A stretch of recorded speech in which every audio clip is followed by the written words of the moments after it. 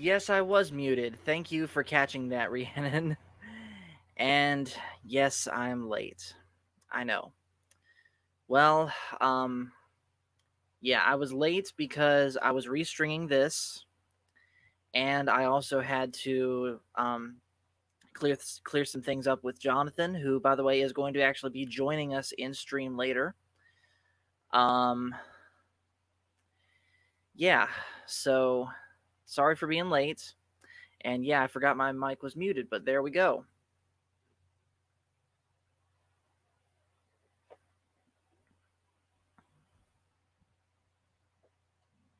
And yeah, so yeah, John is going to be joining Michael and I in stream, but he's not going to join yet. We're waiting on Michael to get here first, so that gives me time to just hang out with you guys and maybe sing some songs. But but yeah, sorry for that little bit of an awkward intro there. All right, let's start that over again.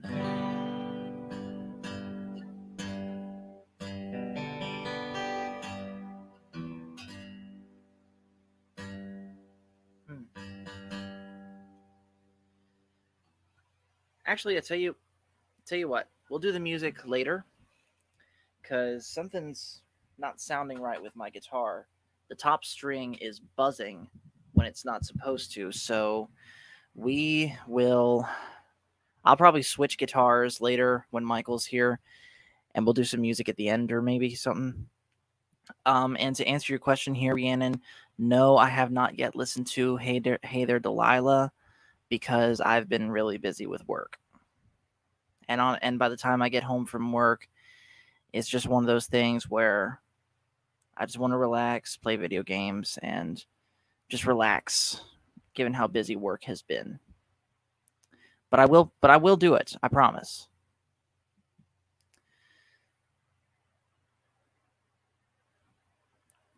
Listen to it while I work, I'd get in trouble for that. Yeah, work doesn't like us to be on our phones during working hours, especially if we're in the cave. If we're up in the break room, they don't care. But if we're in the cave, they don't like that. And whenever I'm on my phone up in the break room, it's usually me catching up on things on going on YouTube. But anyways, though, it's good to see everyone here. We are live, and here's the plan for tonight. We're of course going to be talking about the most recent episode of the Bad Batch, as we do, and then me and Michael are going to be doing a tier. We're going to be doing at least one tier list. We might do a second one. I talked to Michael about it, but we're going to do at least one tier list talking about our favorite lightsaber designs. So we'll see. So we'll see what happens with that, and then of course at some point, we will be doing live jump-ins. So if you guys would like to pop on for a little bit in the stream, you're welcome to. Again, our only rule is that you have to have your microphone turned on. I have to be able to see you. And Rhiannon says, "Whoopee, I got Bandcamp next week, so I'll likely not be able to do next week's stream." That's completely understandable. And Felix Kiros is here. How are you doing? Are you back from vacation? And if so, how was it? And of course, Rhiannon coming in with the memes.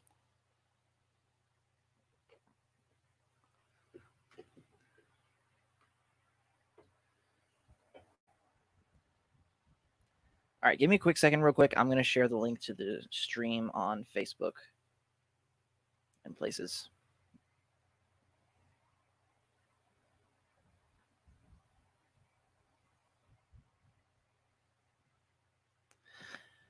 And Felix says, "Yes, it was good and relaxing." Good. I'm glad it was. Um. So what? So remind me again, Felix, where you were up in Connecticut? No, you live in Connecticut, but where exactly did you go for vacation? And Rhiannon says, "I am the brush wielding meme queen What do you expect? Okay, fair enough. Let's see. And John says, and I am the multi-persona determined human. Okay, John, because you made an Undertale reference, your invitation to join the stream tonight has been revoked.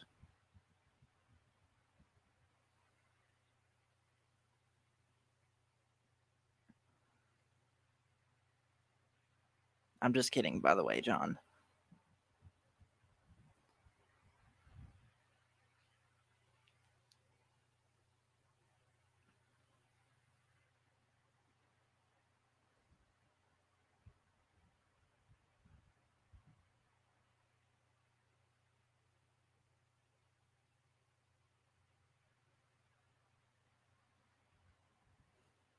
Okay, thank you.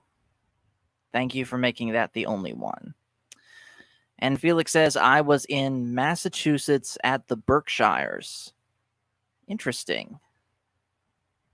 I've never heard of the Berkshires before.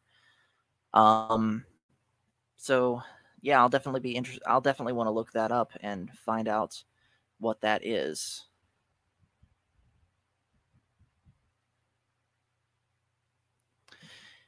And Rhiannon asks, Paul, do you have Skyward Sword HD?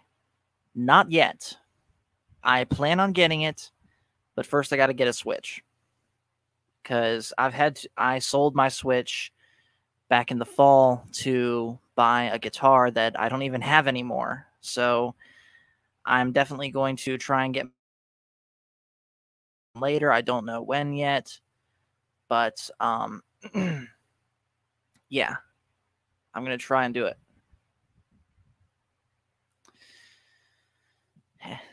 So yeah, I have played though the original Skyward Sword, and I like it. I would say it's probably my number 4 favorite Zelda game.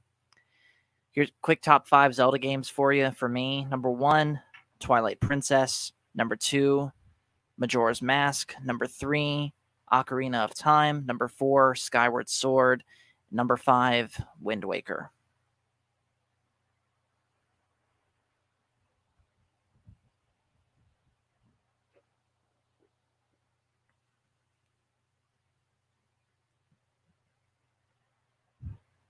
And yes, all of them are good games.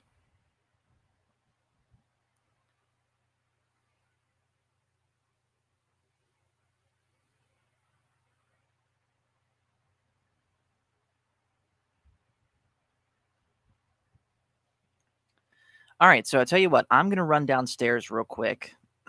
Actually, you know what? No, I'm not. I'm gonna use this guitar. Oh, Brianna didn't hear number 5. Number 5 is Wind Waker. So yeah.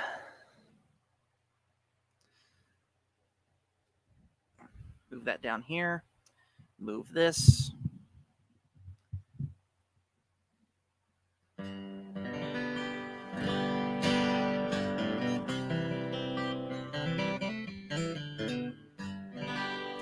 These are new strings, so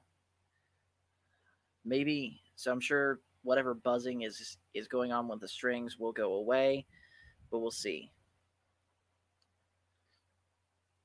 And Rhiannon has not played Majora's Mask. Interesting. You should absolutely play it. It's a great game. It's on the 3DS now.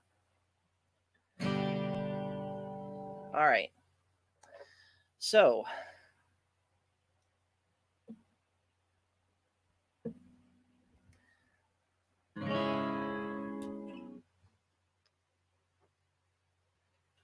let's do something a little bit different for music. So, I don't know how much you guys have been paying attention to TikTok the last several months, but in late December, early January on TikTok, it became pretty popular for people to sing sea shanties on TikTok and do these really awesome like acapella collaborations, different people. of each person singing the different parts in the harmonies on the different sea shanties. And I even took part of one. So I thought, you know what? Let's let's do one. And yes, it's going to be Wellerman because why not? And yes, John, even though I'm on TikTok myself, TikTok is cringe. And hello to Eddie Gannon. Good to hear from you again, man. All right, so let's see what we got here. I think this is the first time I have tried to sing this whole song together. I've done bits and pieces of it, but I've never sung the full song together. So let's see if I can do it. There once was a ship that put to sea. The name of the ship was the Billy of Tea. The winds blew up her bow it down. Oh, blow, my bully boys, blow. Soon may the Wellerman come to bring us sugar and tea and rum. One day when the tonguing is done, we'll take our leave and go. She had not been 2 weeks from shore when down on her a right whale bore. The captain called all hands and swore he'd take that whale in tow. Soon may the Wellerman come to bring us sugar and tea and rum. One day when the tonguing is done, we'll take our leave and go. Before the boats had hit the water, the whale's tail came up and caught her. All hands to the side, harpooned and fought her when she dived down below. Soon may the Wellerman come to bring us sugar and tea and rum. One day when the tonguing is done, we'll take our leave and go. No line was cut, no whale was free. The captain's mind was not of greed, but he belonged to the whaleman's creed. She took that ship in tow. Soon may the Wellerman come to bring us sugar and tea and rum. One day when the tonguing is done, we'll take our leave and go. For 40 days or even more, the line went slack, then tight once more. All boats were lost, there were only 4, but still that whale did go. Soon may the Wellerman come to bring us sugar and tea and rum. One day when the tonguing is done, we'll take our leave and go. As far as I've heard, the fight's still on, the line's not cut and the whale's not gone. The Wellerman makes his regular call to encourage the captain, crew and all. Soon may the Wellerman come to bring us sugar and tea and rum. One day when the tonguing is done, we'll take our leave and go. Soon may the Wellerman come to bring us sugar and tea and rum. One day when the tonguing is done, we'll take our leave and go.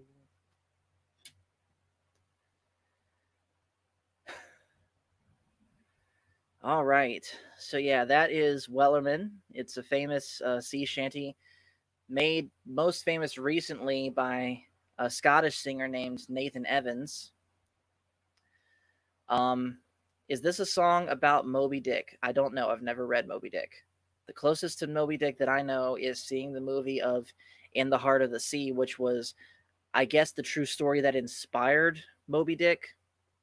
And it sounds a lot like it, but there's also no part in the song about the crew being shipwrecked and having to survive.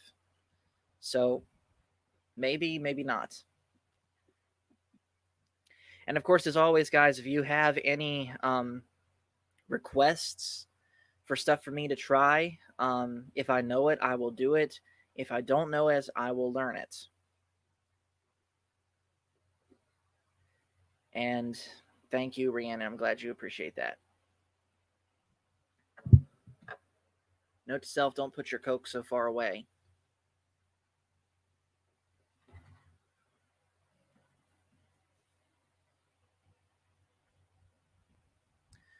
All right, I'm gonna do something a little bit different. This is still kind of keeping in the sea shanty theme, but instead of a traditional sea shanty, it's more of a Viking song. And Rhiannon says, as a musician, I can always appreciate music. So yeah, this is another song that kind of came from the same sort of sea shanty TikTok thing, but it's a Viking song. And it's most famous for being in Assassin's Creed Valhalla. And this is called My Mother Told Me, or Song of the Vikings. My mother told me someday I would buy galleys with good oars, sail to distant shores, stand up high in the prow, noble bark I steer, steady course through the havens, hew many foemen, hew many foemen. My mother told me someday I would buy galleys with good oars, sail to distant shores, stand up on the prow, noble bark I steer, steady course through the havens, hew many foemen, hew many foemen. And that's literally the whole song. They just repeat that chorus like 4 or 5 times. If I understand correctly, it's supposed to be more of a Viking chant than a Viking song, but they sing it. And I like how it sounds. Especially this guy on YouTube, look him up, Peyton Parrish. He does a lot of Viking chants as songs, and he does an absolutely phenomenal job, even to the point of in his music videos, like getting in actual Viking war paints and Viking costume and like really getting into it. It's really cool. Even though I'm not Norse pagan myself, it's something really fascinating.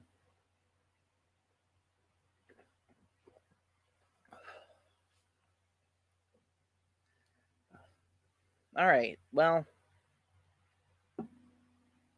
let's see. All right. Well, I got to balance it out. I did a Norse song, so now I got to do a Christian song, balance it out. And here, and just in time for this song too, is my friend Ian. How you doing, man? Hey, I'm gonna message. By the way, Ian, I'm gonna message you on Facebook after the stream because I wanna make some plans with you, possibly for Friday. Oh, he said, "Here's a great cover of that song you just did." Okay, yeah, send it to me. In the meantime,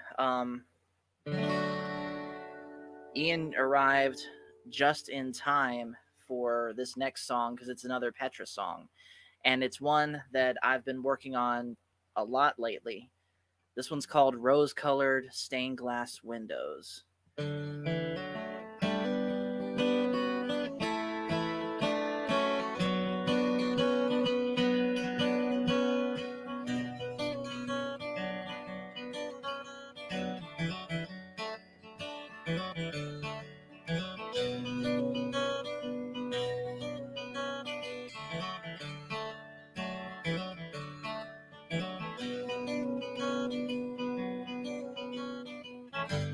Another sleepy Sunday, safe within the walls. Outside a dying world in desperation calls. No one hears the cries or knows what they're about. The doors are locked within, or is it from without? Looking through rose-colored stained glass windows, never allowing the world to come in, seeing no evil and feeling no pain, making the light as it comes from within so dim, so dim.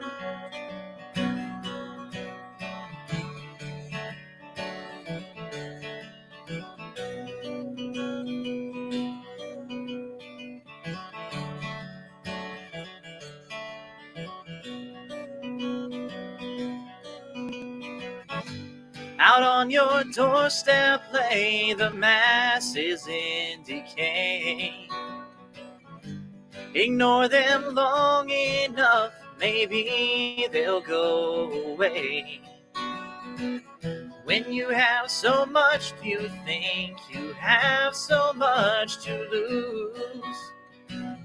You think you have no lack when you're really destitute, looking through rose-colored stained glass windows, never allowing the world to come in, seeing no evil and feeling no pain, making the light as it comes from within, so dim,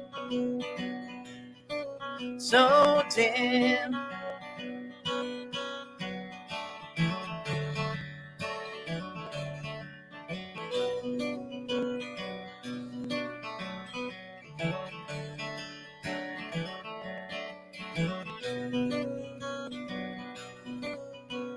Looking through rose-colored stained glass windows, never allowing the world to come in, seeing no evil and feeling no pain, making the light as it comes from within, so dim,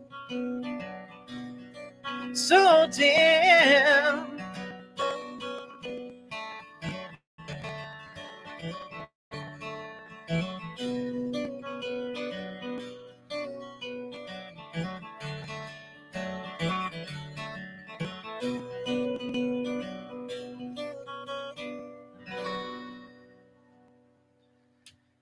All right, that was Rose-Colored Stained Glass Windows by Petra. Like I said, that's the band that I'm currently really super into right now. And I'm only doing so much music right now because we're waiting on Michael. He got off work pretty much right as the stream started, and he is likely having dinner right now. So once he gets in here, then the stream really will kick into the next gear. Think of all this music as kind of like a pre-show.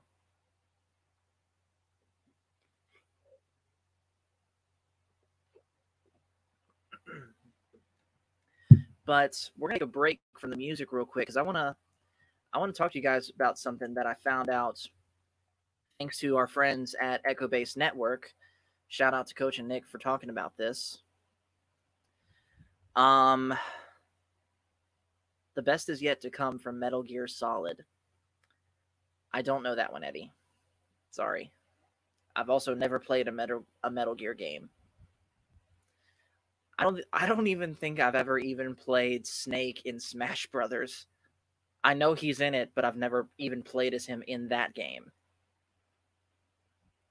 And he says, I'm going to send you some Weezer in your private messages to listen to. Okay. I've heard some snippets of some Weezer music, and I like their sound kind of enough. Like kind of chill rock, I would call it. So yeah, they have a cool sound. But anyways, I want to show you guys this.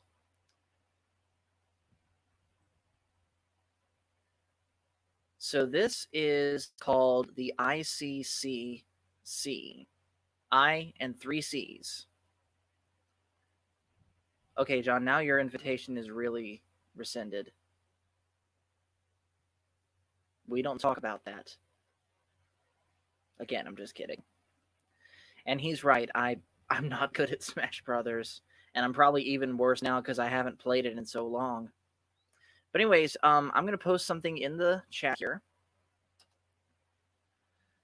This is a collector's convention. So this is a convention all about vintage pop culture toys. And it's being held in Nashville. It's being held, I want to say, April 30th through May 1st, 2022. And we found out about this through Coach and Nick from Echo Base. They've been to this before. And it's not just toys. They do also have some pretty cool celebrities that come there too. For example, in one of the ones that Coach and Nick went to, Will Shatner from Star Trek was there. And he was doing basically he did, I guess you could call it a Q&A on stage or something, where he was just telling stories. And then he, of course, sat at his booth and did autographs and pictures. And this year, I found out that Ian McDiarmid, the actor who played the Emperor from Star Wars, is going to be at this convention. So because of that alone, I really do want to try and go to this convention. Again, it's in 2022, so we don't know yet whether or not we're going to be able to do it, both financially and transportation wise. But if Michael and I can get down to that convention, because not only is Ian McDiarmid going to be there, but all our friends from Echo Base and maybe some other channels will be there too. And to get to meet them will be just as cool as meeting the Emperor.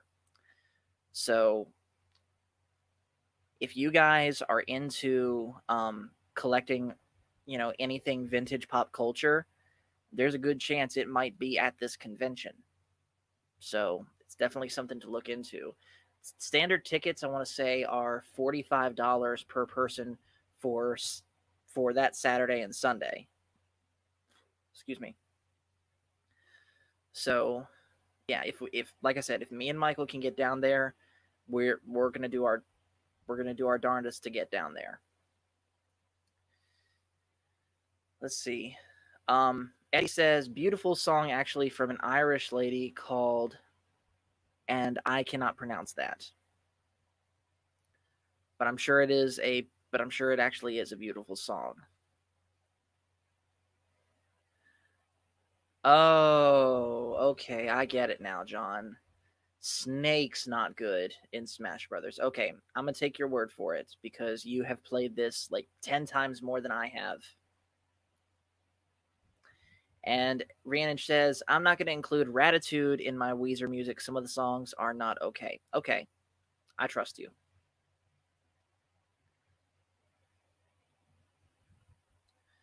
All right, well, let's do some more singing. So let's do it this way. I can do just about any genre except rap. So what would you guys like me to do? Would you like me to go into more country music, more Christian music, more rock music, more sea shanties? So yeah, what would you guys like to hear?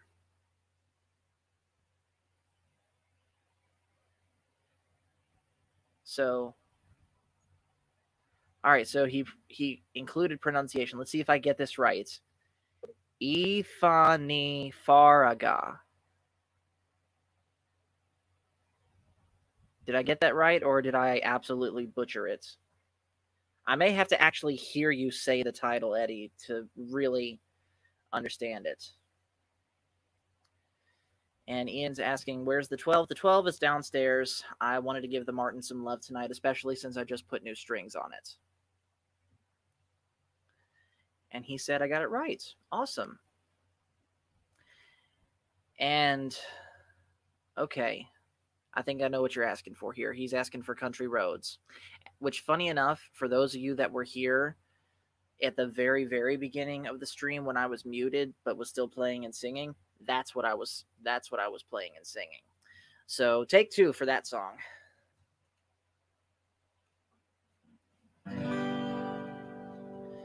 And by the way, I always ask this. I always worry about this every single stream. How is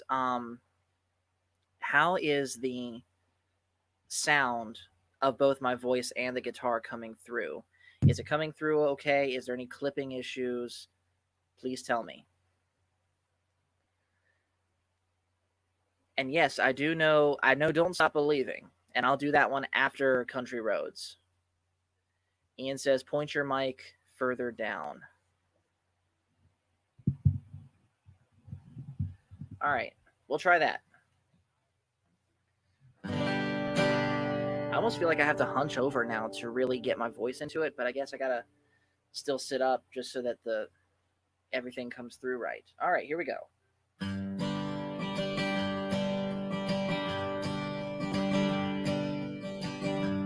Almost heaven, West Virginia, Blue Ridge Mountain, Shenandoah River. Life is old there, older than the trees, younger than the mountains, blowing like the breeze.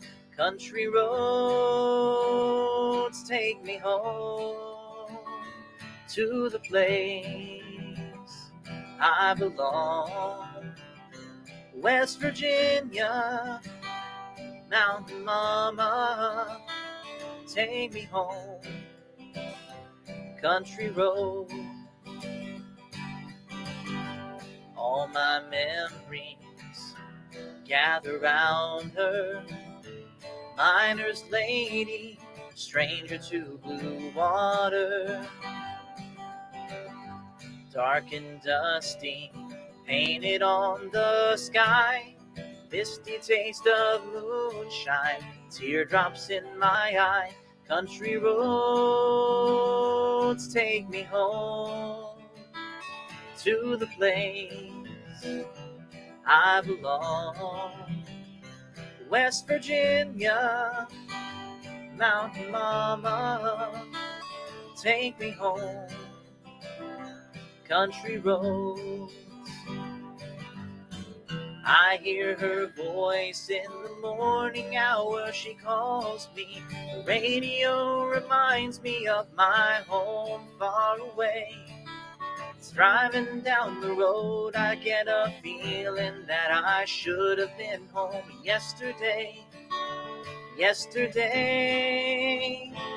country roads take me home to the place I belong.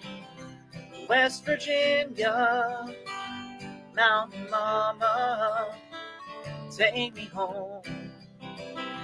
Country roads, take me home, down country roads. All right, so Eddie said tilt the mic up might help. Okay, I did it ever so slightly. So we'll see how it is. I'd like not to adjust it anymore, but we'll see. Rhiannon says this song hits home for me. Yeah, that's good if the song does that for you. Kind of does to me too, because I learned this when I was in Bahrain and was kind of missing home. So yeah, I certainly understand that. Felix Kiro says, like I have said before, Paul the Guitar Jedi Master. Thank you. I appreciate that. Ian says, okay, so your 12 definitely comes through the mic better than the 6 for some reason. Yeah, I think it's because overall the 12 string's louder. But like I said, I wanted to give some love to the Martin tonight, especially since it just had new strings. And please don't fall asleep on stream. All right, you requested some Journey. The only Journey song I know is Don't Stop Believin'.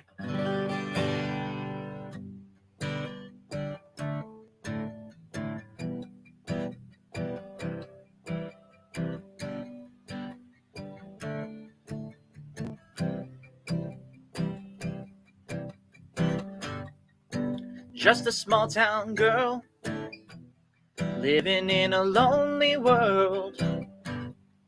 She took the midnight train going anywhere. Just a city boy, born and raised in South Detroit. He took the midnight train going anywhere.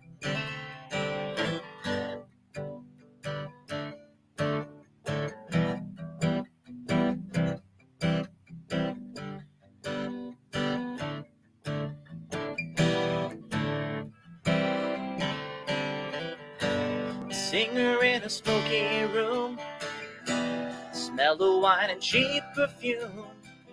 For a smile we can share the night. It goes on and on and on and on. Strangers waiting up and down the boulevard, their shadows searching in the night. Street lights, people living just to find emotion out there somewhere in the night. Working hard to get my fill. Everybody wants a thrill. Playing anything to roll the dice just one more time. Some will win, some will lose. Some are born to sing the blues. Oh, the movie never ends. It goes on and on and on and on. Strangers waiting up and down the boulevard, their shadows searching in the night.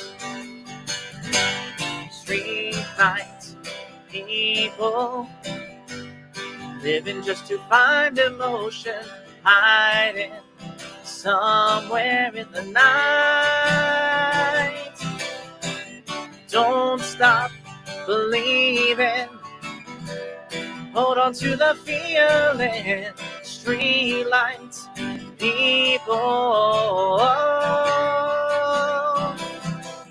Don't stop believing. Hold on to the feeling. Street lights, people.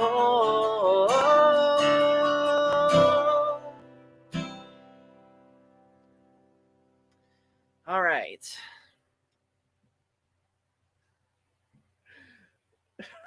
Thanks.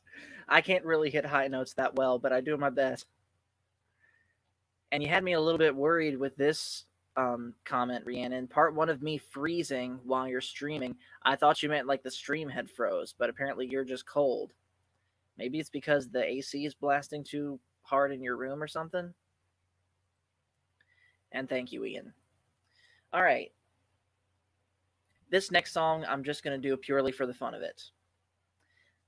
Fun fact, I am one of those people that believe that Christmas songs should only be sang around Christmas time.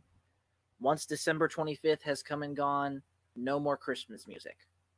But there's two songs I will make an exception for, and this is one of them. This is by a Christian metal band that me and Ian really like, named Theocracy. And the song is called Bethlehem.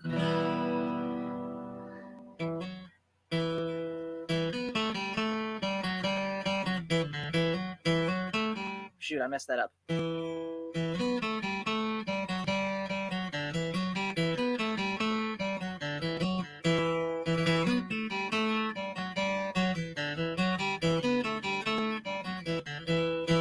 All my life I've waited and watched through the eyes of faith to see the consolation of Israel.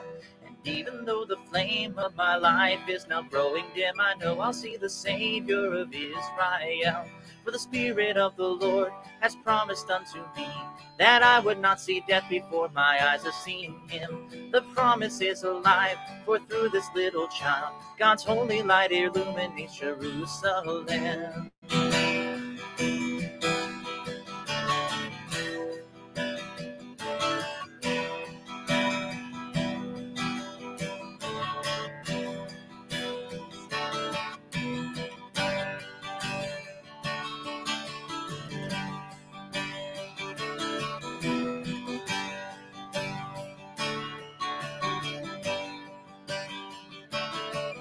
This child will cause the falling and rising of many souls, a sign for all the people of Israel. This child will lead the way and the light unto every soul. To every generation shall the Gentiles tell, for the way has been prepared in the sight of every man. The Son of God himself is born in Bethlehem. A sacrifice is made in the temple on this day. Redemption reaches far beyond Jerusalem. Oh, Bethlehem, your star burns bright tonight. For my eyes have seen the glory of salvation's holy light. Has this little child come to redeem us all, to save us from the fall? redemption is in sight. Behold, the sun shines bright under Bethlehem's star tonight.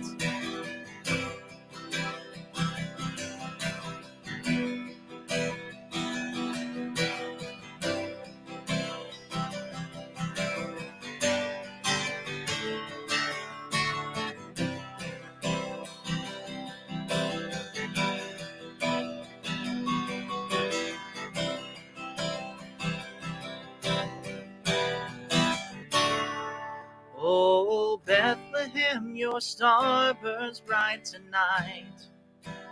For my eyes have seen the glory of salvation's holy light. Has this little child come to redeem us all, to save us from the fall? Redemption is in sight. Behold, the sun shines bright in Bethlehem tonight. Oh, Bethlehem, your star burns bright tonight. For my eyes have seen the glory of salvation's holy light. Has this little child come to redeem us all, to save us from the fall? Redemption is in sight. Behold, the sun shines bright in Bethlehem tonight. Ooh, that one hurt my voice a little bit. Usually when I do that one, it's not in that key. It's a half step down. So it's been a while since I've sang that one in standard tuning. Felix Giro says, I start listening to music, Christmas music, November 1st. And so do I. I define Christmas time loosely as November 1st to December 25th. I sort of lump Thanksgiving into the larger Christmas season. But that's just me. And also on a side note, November 1st is my birthday. And Michael's birthday is October 31st. So Michael and Morgan's birthday is October 31st. Mine is November 1st, the day after. It makes for a very interesting 3 days.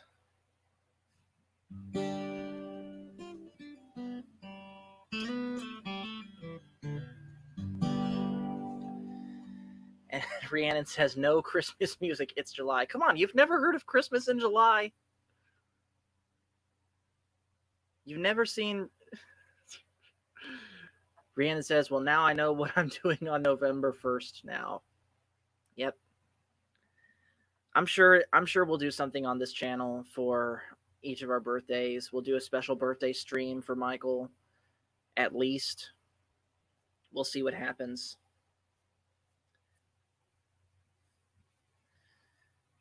Speaking of, I'm going to text Michael and see where he is, because it's been almost 45 minutes, and he's got me a little worried now.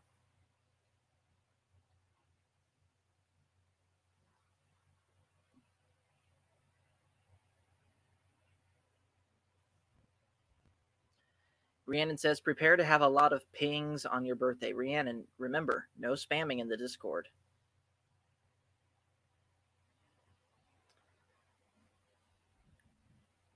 Speaking of birthdays, by the way, Jonathan's is coming up August 6th. So we're going to be... I don't know that we're going to be doing anything on here for it, but we'll be definitely doing something pretty special with the family. I've told Jonathan I'm going to treat him to a sushi lunch, because we both love sushi.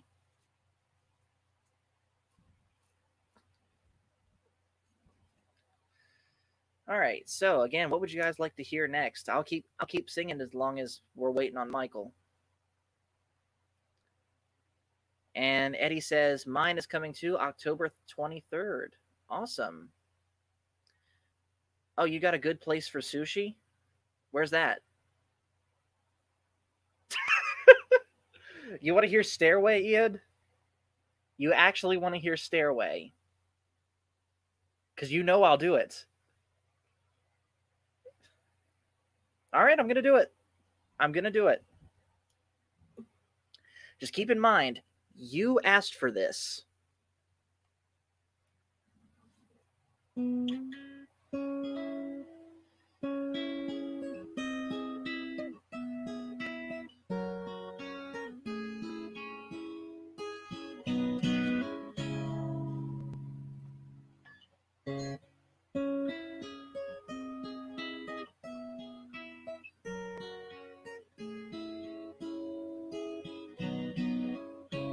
And by the way, Eddie, I will do Little Drummer Boy after this one.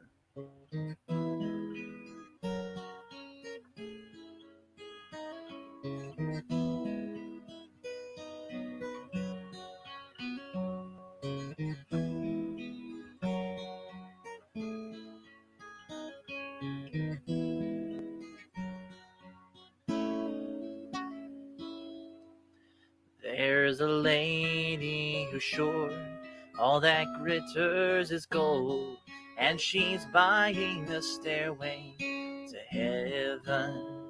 And when she gets there, she knows if the stores are all closed, with the words she can get what she came for.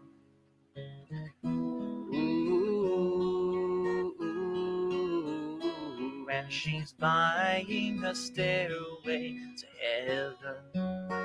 There's a sign on the wall, but she wants to be sure, 'cause you know sometimes words have two meanings.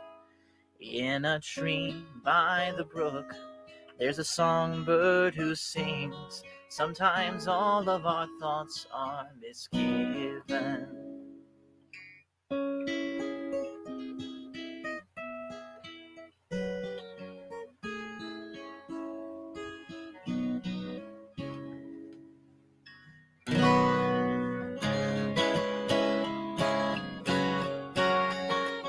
And it makes me wonder,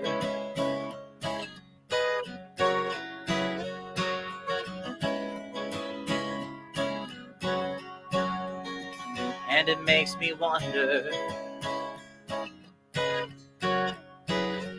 There's a feeling I get when I look to the west, and my spirit is crying for leaving. In my thoughts I have seen rings of smoke through the trees, and the voices of those who stay looking.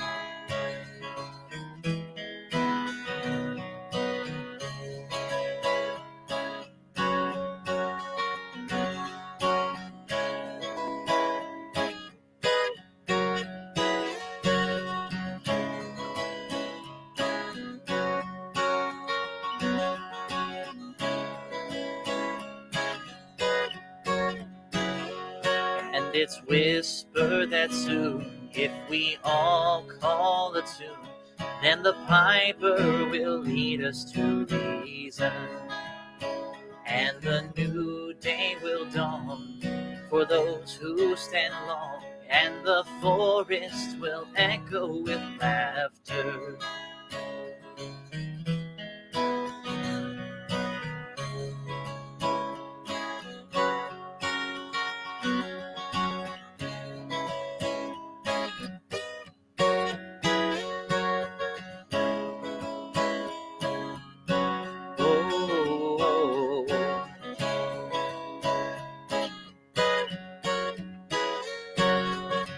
If there's a bustle in your hedgerow, don't be alarmed now.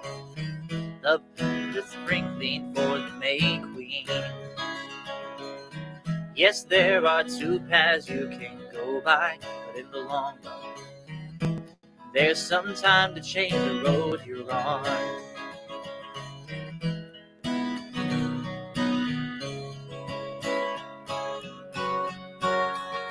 And it makes me wonder,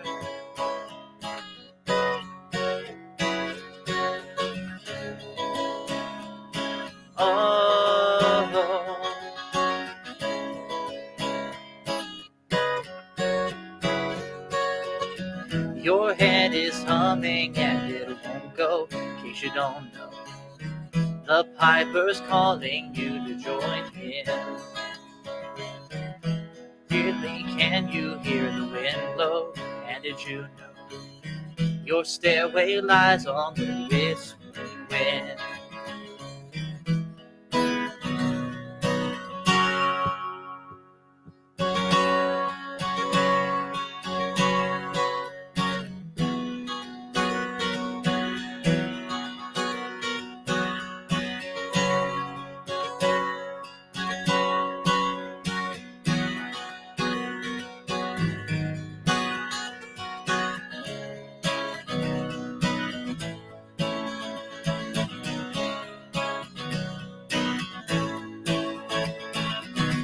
And as we wind on down the road, our shadows taller than our souls, there walks a lady we all know, who shines bright light and wants to show how everything still turns to gold. And if you listen very hard, the tune will come to you at last, when all the one and one is all, yeah. To be a rock and not to go, not to go.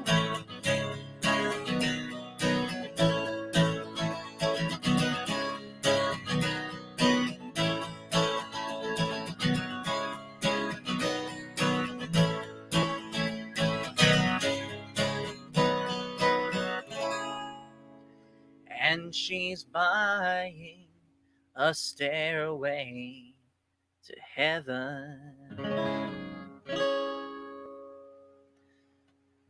Come, they told me, pa-rum-pum-pum-pum, a newborn king to see, pa-rum-pum-pum-pum.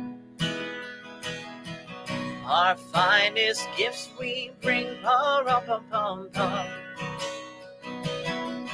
to lay before the king, pa-rum-pum-pum-pum, rum-pum-pum-pum, rum-pum-pum-pum.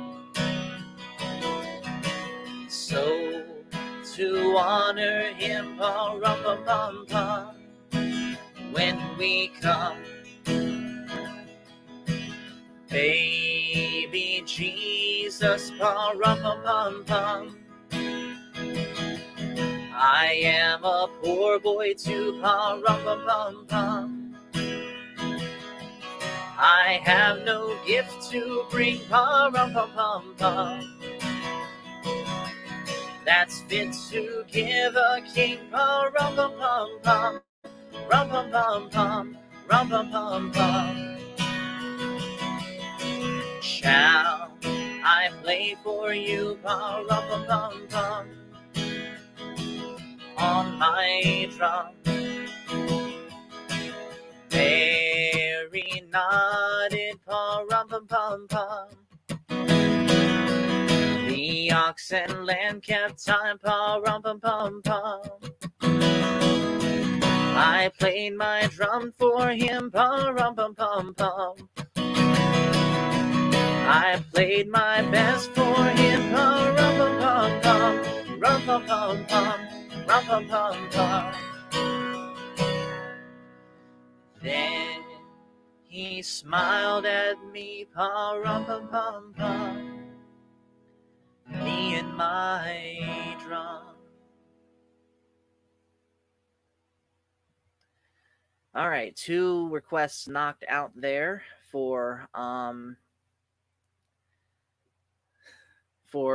Stairway to Heaven, aka the Forbidden Riff. It's one of my favorite finger-picking things to play.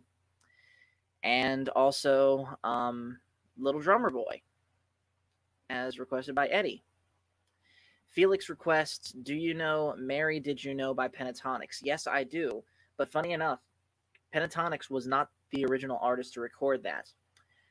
It was actually written and first recorded by a Christian comedian of all people named Mark Lowry, who's all the time traveling with Bill Gaither. So yes, I will absolutely do this one. Nerdporial, thanks for joining. He says, "Hi, the Star Wars guys. Play Gerudo Valley theme from Ocarina of Time, and you will get the fangirl in me screaming even though I'm a dude."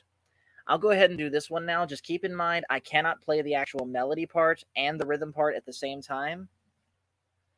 So I can do the rhythm strumming pattern, but I cannot do the I can't do that and the melody at the same time. I don't have enough hands. So here it is.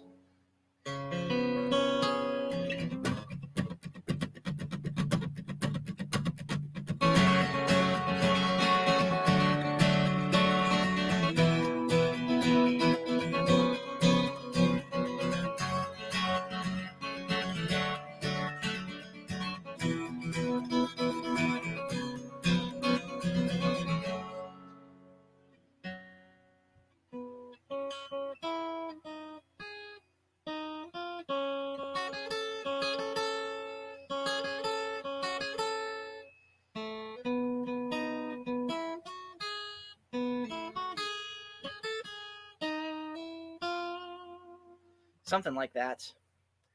Like I said, I can't do that and the strumming pattern at the same time. So yeah. And let's see. Felix also had another request in here that I saw that I really liked.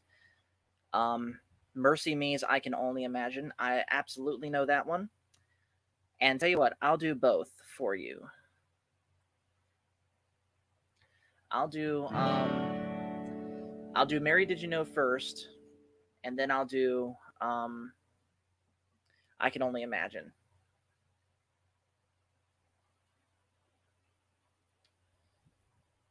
And of course, I haven't said it at all this stream. I'll go ahead and say it right now. If you guys haven't already, make sure to hit like on this stream. I would greatly, greatly appreciate that.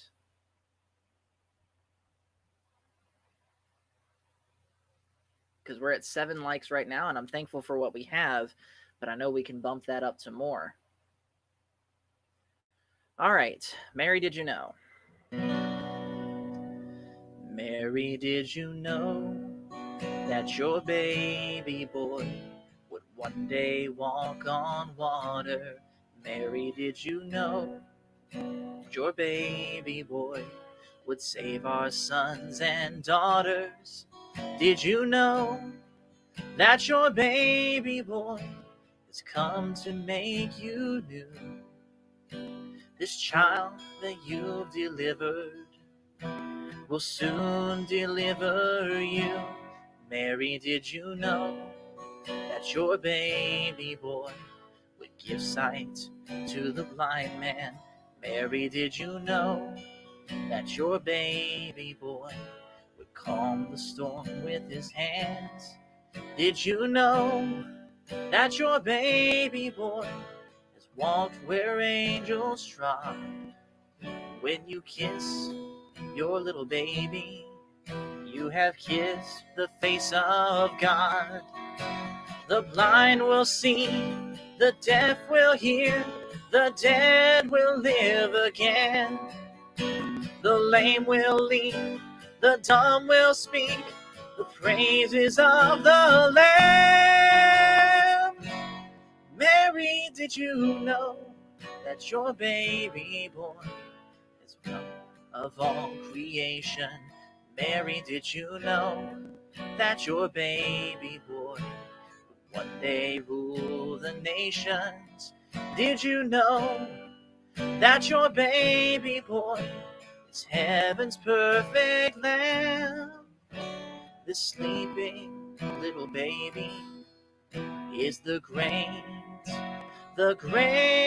I am.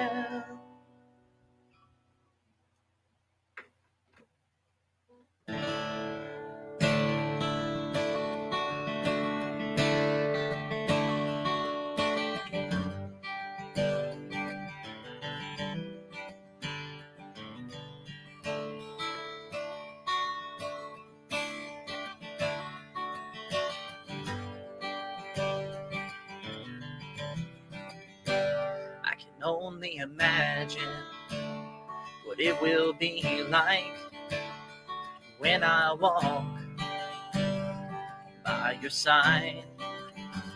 I can only imagine what my eyes will see when your face is before me. I can only imagine. I can only imagine. Surrounded by your glory, what will my heart feel? Will I dance for you, Jesus? Or in all of you be still? Will I stand in your presence?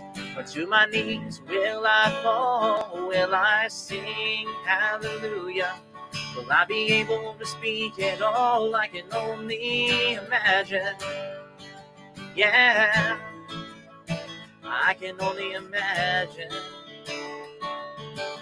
I can only imagine when that day comes and I find myself standing in the sun. I can only imagine when all I would do is forever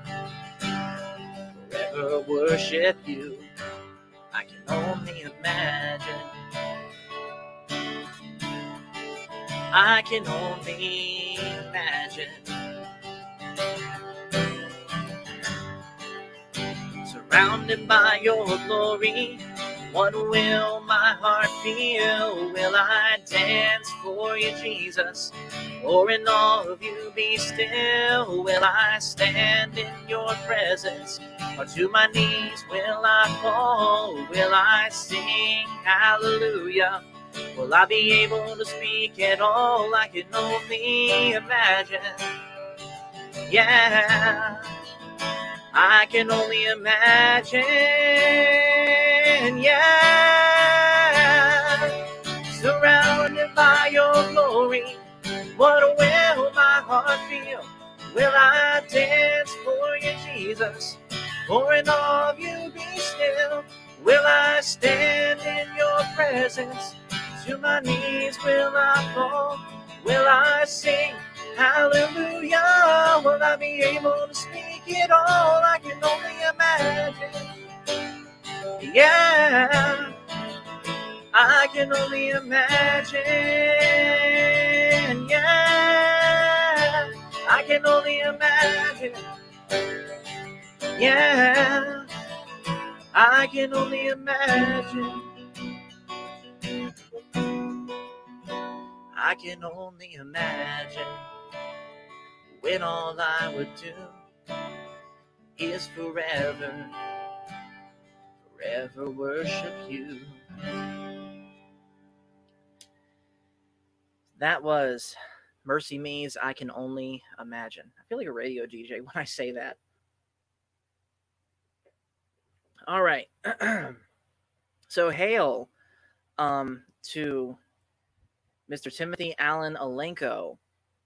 If you guys have not checked out Mr. Timothy Allen Alenko's channel, absolutely do it. He does really good Star Wars stuff over there. He has a stream kind of similar to mine called Coffee on Korriban. And if you didn't see what happened at the tail end of the last Coffee with Korriban that he had guest starring X-Wing, go watch it. I'm not going to say what happened. Just go watch it. Because it was absolutely amazing. Oh, and also as an added bonus, Timothy can also do a spot-on Grand Admiral Thrawn impersonation. So at least go sub to him for that. And then let's see. Felix says that I Can Only Imagine is a powerful song. And yes, it absolutely is. Because we really don't know what's going to happen when one day we finally meet our maker. Kind of getting caught up a little bit. Eddie says, when I was playing Little Drummer Boy, yeah, Paul, you know I was playing Peace on Earth while you were doing Little Drummer Boy, just so you know. Good. I don't think I know Peace on Earth, though, so I'll have to look that one up. And then he also says, about Mary, did you know? This makes me sad because my mom was called Mary. I'm sorry to make you sad, man. Didn't mean to do that. Um, let's see what else we got. Um, Felix asks, "Have I seen the movie to I Can Only Imagine?" I have not. Again, I really don't watch movies that much anymore. I get all my entertainment from YouTube and video games. Um, Rhiannon says, "Imagine having the confidence to sing around family. I could never." Yeah, I think part of it for me is just because my family, my mom at least, and my grandfather did music too. So it wasn't just me doing it, it was me doing it with people, is what part of it for me. And he says, "Thank you, Paul, for singing that. You're welcome, Felix. Thank you, Green Lantern. Glad you liked it." And Felix knows what up. He says, "Oh yes, that was surprising."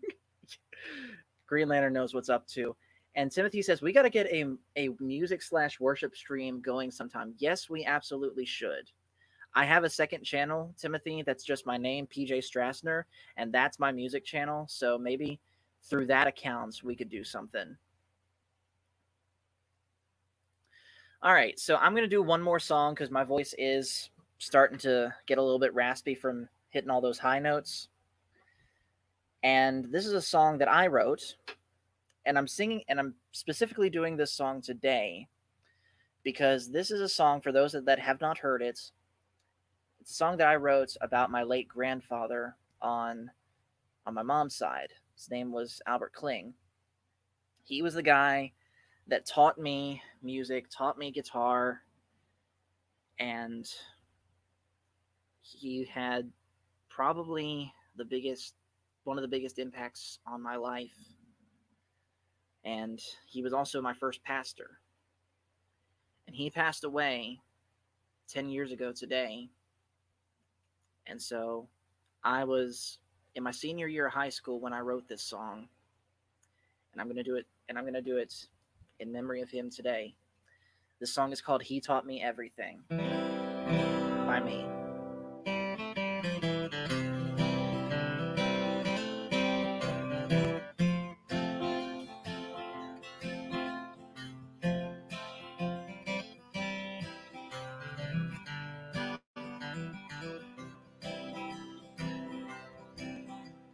I've learned so much throughout my life,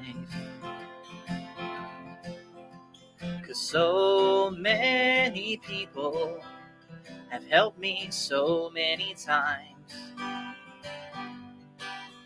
and all of them willing to teach me and give me hope.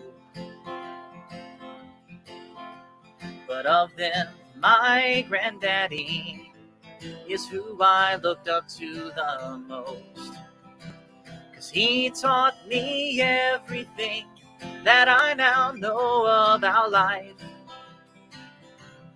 about music, about baseball and riding bikes. He taught me about Jesus and how he cares. Someday I know I'll see him in glory way up there.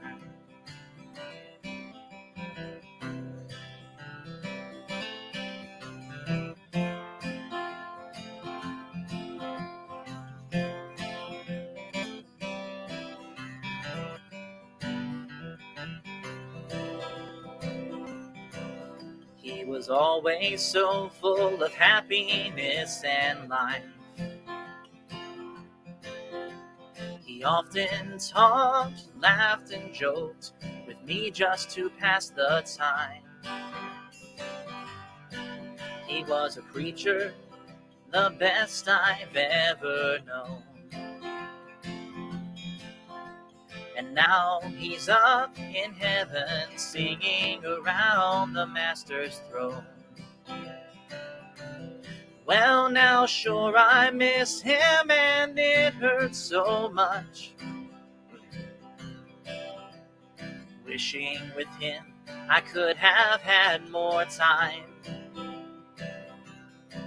but I know he's happy where he's at right now. All that I can do down here is keep his memory alive.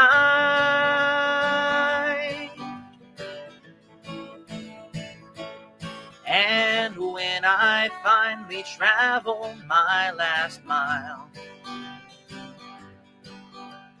I can almost picture it. I'll see him with a big smile.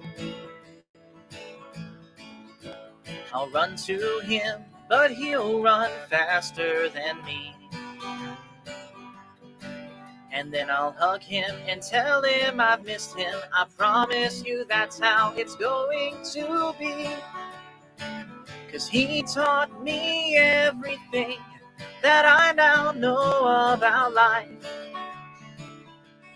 About music, about baseball and riding bikes.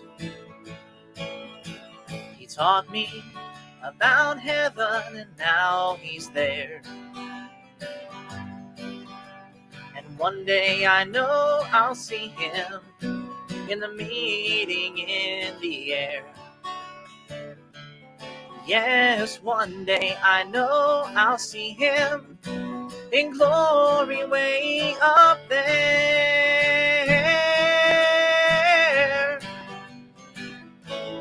He was my best friend. And he was indeed my best friend. So that's going to be it for the music section. Like I said, I'd love to do more, but my voice is starting to get a little bit raspy, and I want to save it to actually talk with you guys. So I'll tell you what, Michael is still not here. So we're going to sort of alter plans. So yeah, thank you, man. I really do appreciate that you guys like that.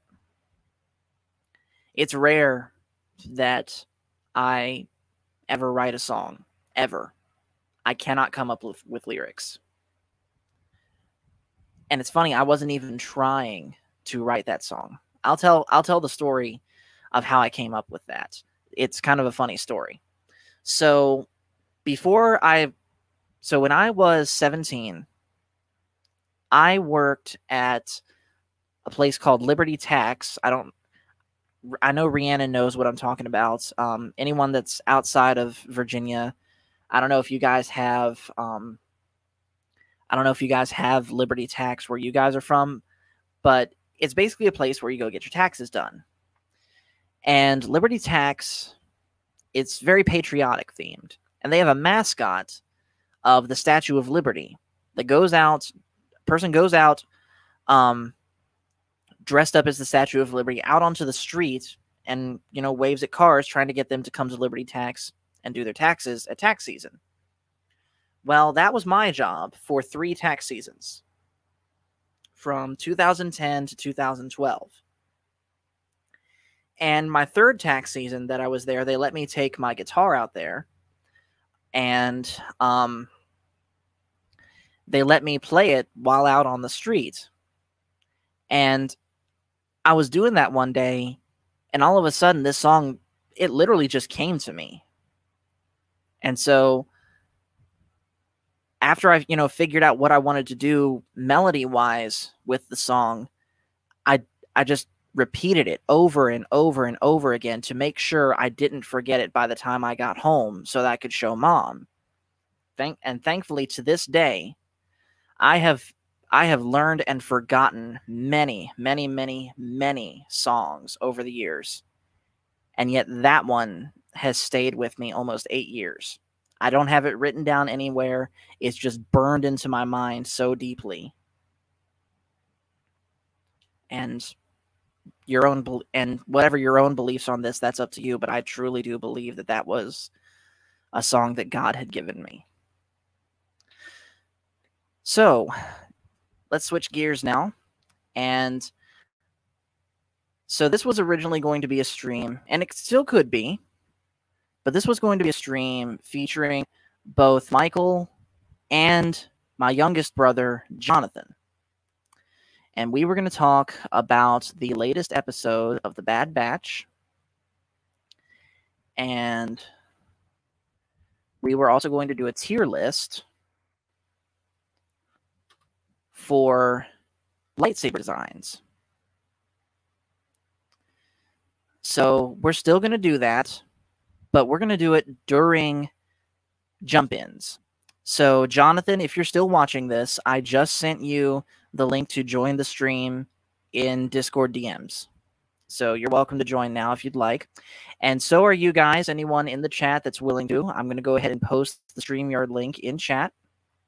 If you guys want to pop in and discuss this stuff with us, you are more than welcome to. So here is the StreamYard link right here.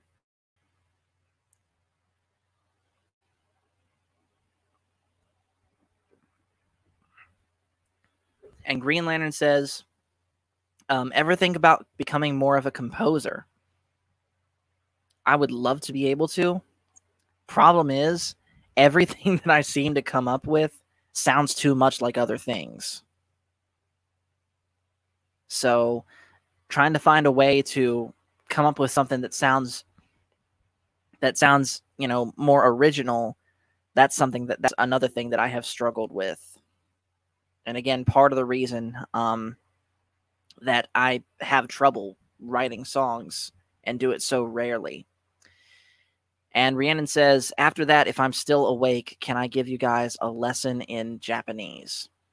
Maybe. We will see.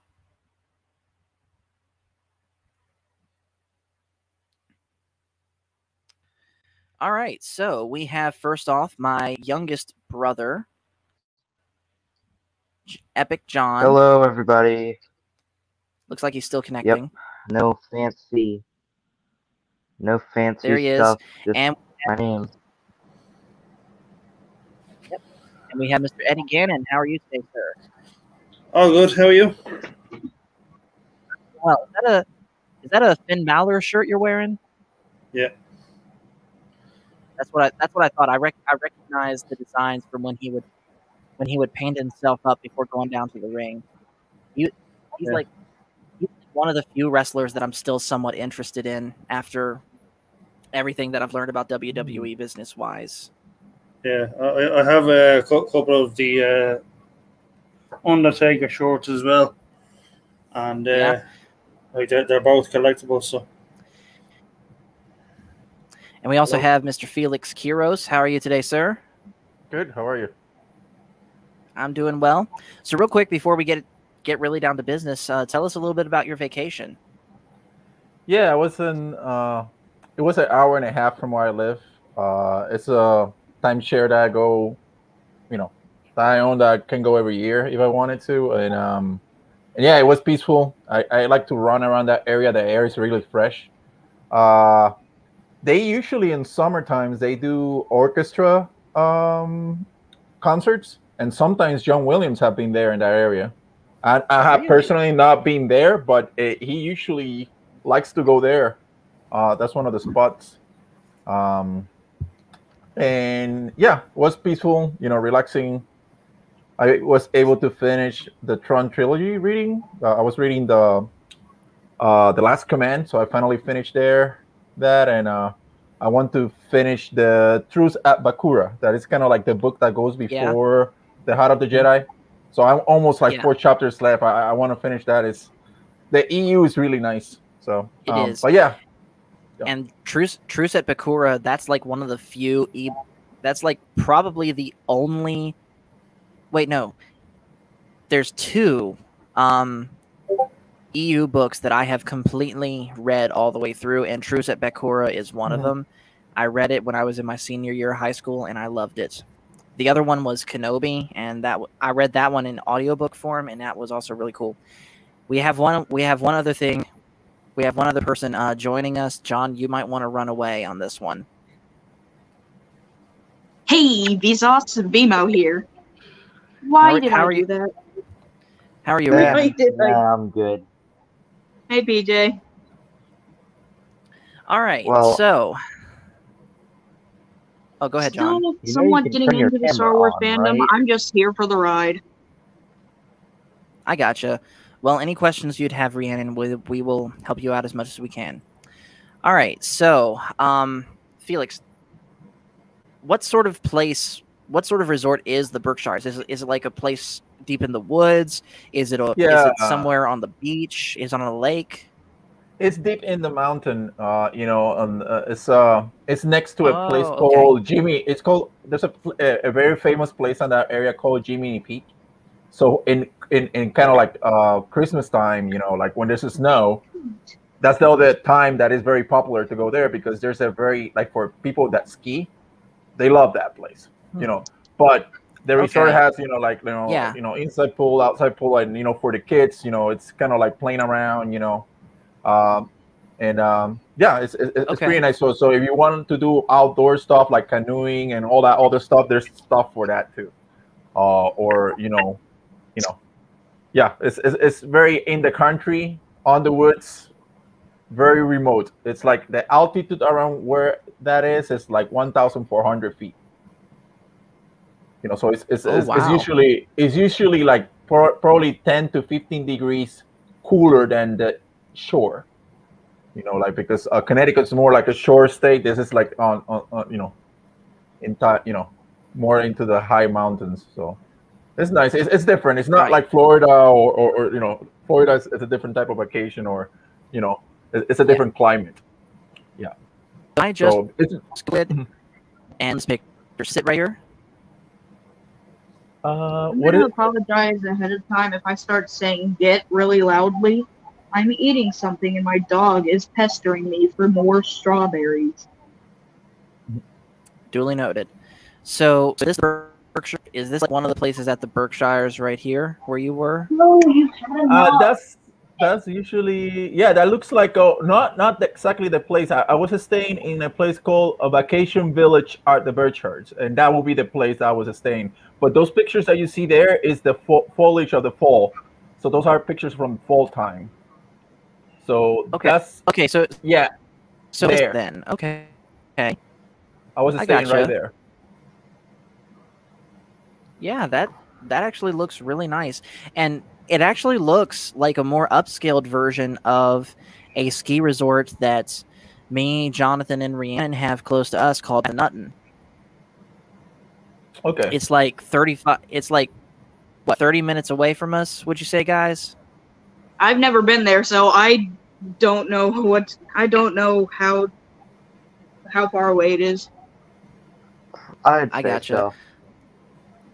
But yeah, it's also we usually go a there little for late. But hello, Green Lantern. Yep.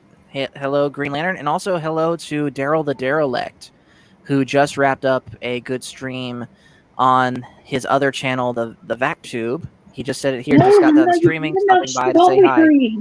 Hey, Daryl. Yeah. Okay. Hey, Rhiannon. Maybe it might. Yes. Hey, Rhiannon. Maybe it might be it might be a good idea to send that dog to another room. I'm done eating anyways. Okay. No, you're not getting the bun. Your camera on. Just trying to help you out. All right. All right. So I guess we've beat around the bush long enough. So let's first get into the Bad Batch. Now, Jonathan, I know you have not seen it. And Rhiannon, you said you're just now getting into Star Wars, so I'm going to guess that you have not seen the Bad Batch, correct? I do not care about spoilers, though. I have spoiled many a game for myself. Okay, just checking. Yeah, I know you and have. Daryl the Derelict says, "Greetings, programs." Yes, I get that reference now. Oh wow! All right, you feel more up to date now.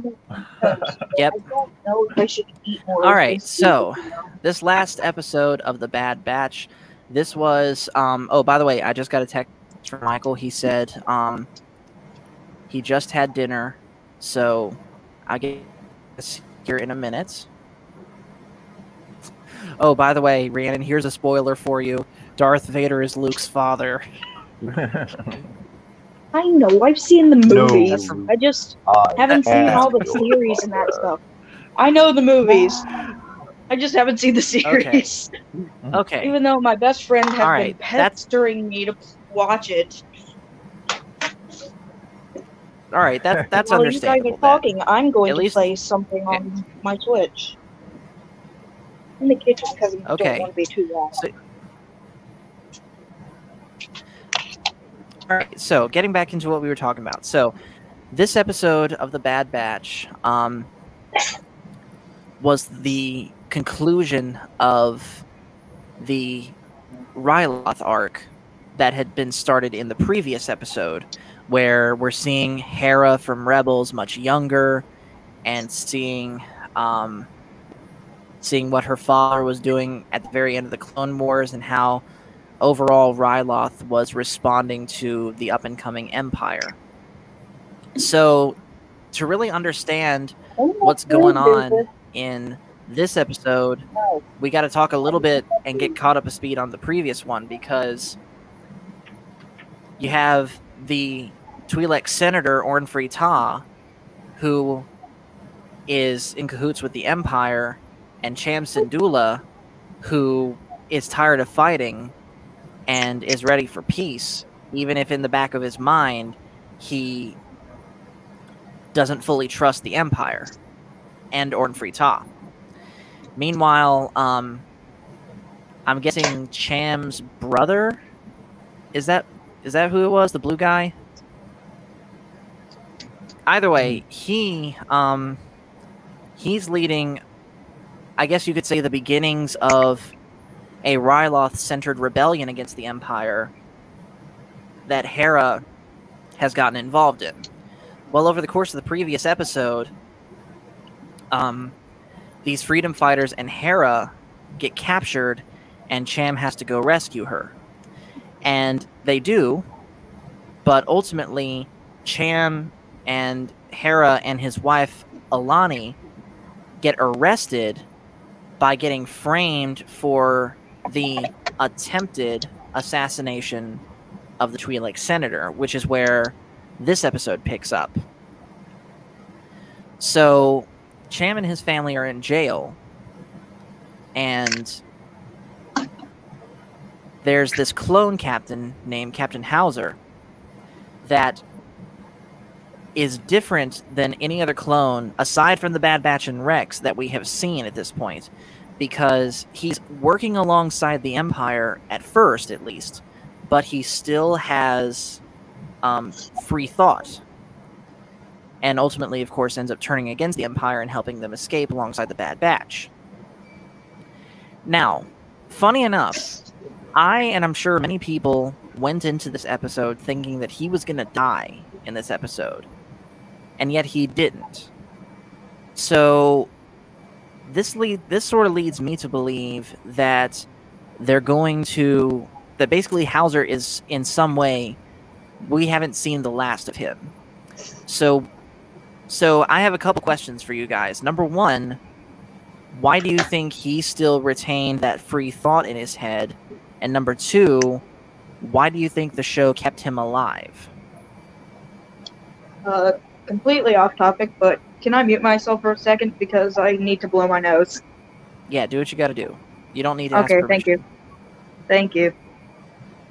Well, I actually saw a video, I don't know who's from, pretty recently, that proposed a really good point about movies and really media in general, is that when you're in a story, you have to serve that story until the point you're relevant. So the fact that he didn't die means that he's not irrelevant. Again, I haven't seen the episode. Right, and I would agree with that. I do believe that Hauser still has some form of parts to play in the story. We just don't know what yet. What do you guys think, Eddie and Felix?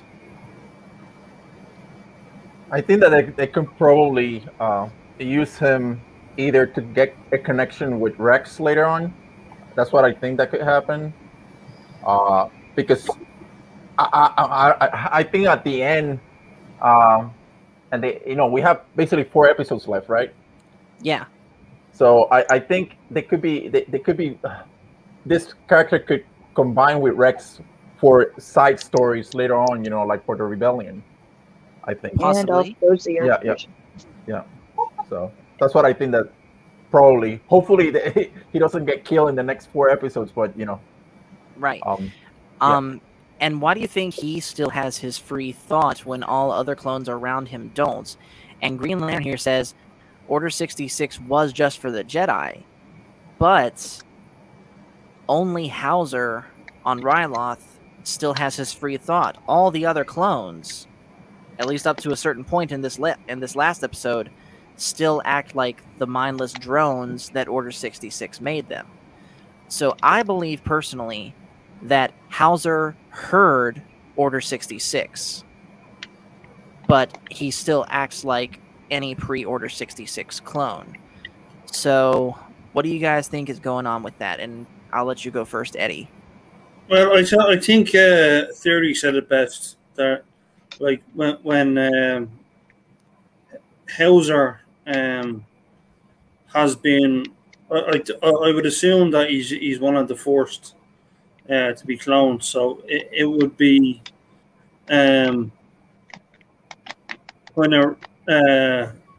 important to know that like he's been around for a long time. So maybe like the chip has kind of wore off, and like he would have broken from like the controlled thought to free thinking, you know. Right. Okay. Not to mention Rex. I think he did mention in his episode of The Bad Batch that there were other clones that just did not respond to Order 66 for various reasons. So maybe Hauser's inhibitor chip was defective to the point that he couldn't understand Order 66. Yeah, he may have heard it, but it didn't trigger the response in his head. And again, there were no Jedi on Ryloth, we assume, at the time, so he wouldn't have noticed anything. But then again, though, he is very uneasy about the Empire, so all of a sudden he thinks, as Order 6 is going on, he's still fighting for the Republic. But then all of a sudden he hears that the Republic has turned to the Empire, and he's like, whoa, where did this come from? And all of a sudden the Chancellor is talking about how the Jedi are getting killed. What's going on here? Probably had a similar reaction to what the Bad Batch did in the very first episode. But, like I said, I am pretty well convinced that this is not the last we have heard of Hauser, so we'll see what happens with him next. And then another big thing I want to talk about, kind of in the same vein as what we were just talking about with Hauser's inhibitor chip, is the scene at the very end where he officially rejects the Empire and sides with Cham and the Bad Batch and all them, and he decides to confront his fellow clones that are just outside, and he gives a speech about, hey, what are we doing? This isn't... Oh, Michael just joined us. How are you, Michael? Hi, Michael. Hey. Hi, Michael. Yep. All right. Hey, Michael. Hey, let's go. Who is Oh that? yeah, you guys are gonna get some controller ASMR here because I'm playing Splatoon while talking on the stream. Okay. So, anyways, let's backtrack a little bit, and I'll ask you, Michael, what we just got done discussing. We were talking about the latest episode of The Bad Batch, talking about Hauser, and the fact that A, his inhibitor chip didn't work. He did not, for some reason, receive Order 66, and B, in this latest episode, the show decided to keep him alive. So, what's your take on those two things? Well, I would assume that either one of two things happened. Either he got his inhibitor chip removed, or maybe he, just for plot's sake, he grew a conscience, because it wasn't just him that was kept alive. but it was all the other clones that stood with him, and we can Right. assume that they carried out Order 66 at some point.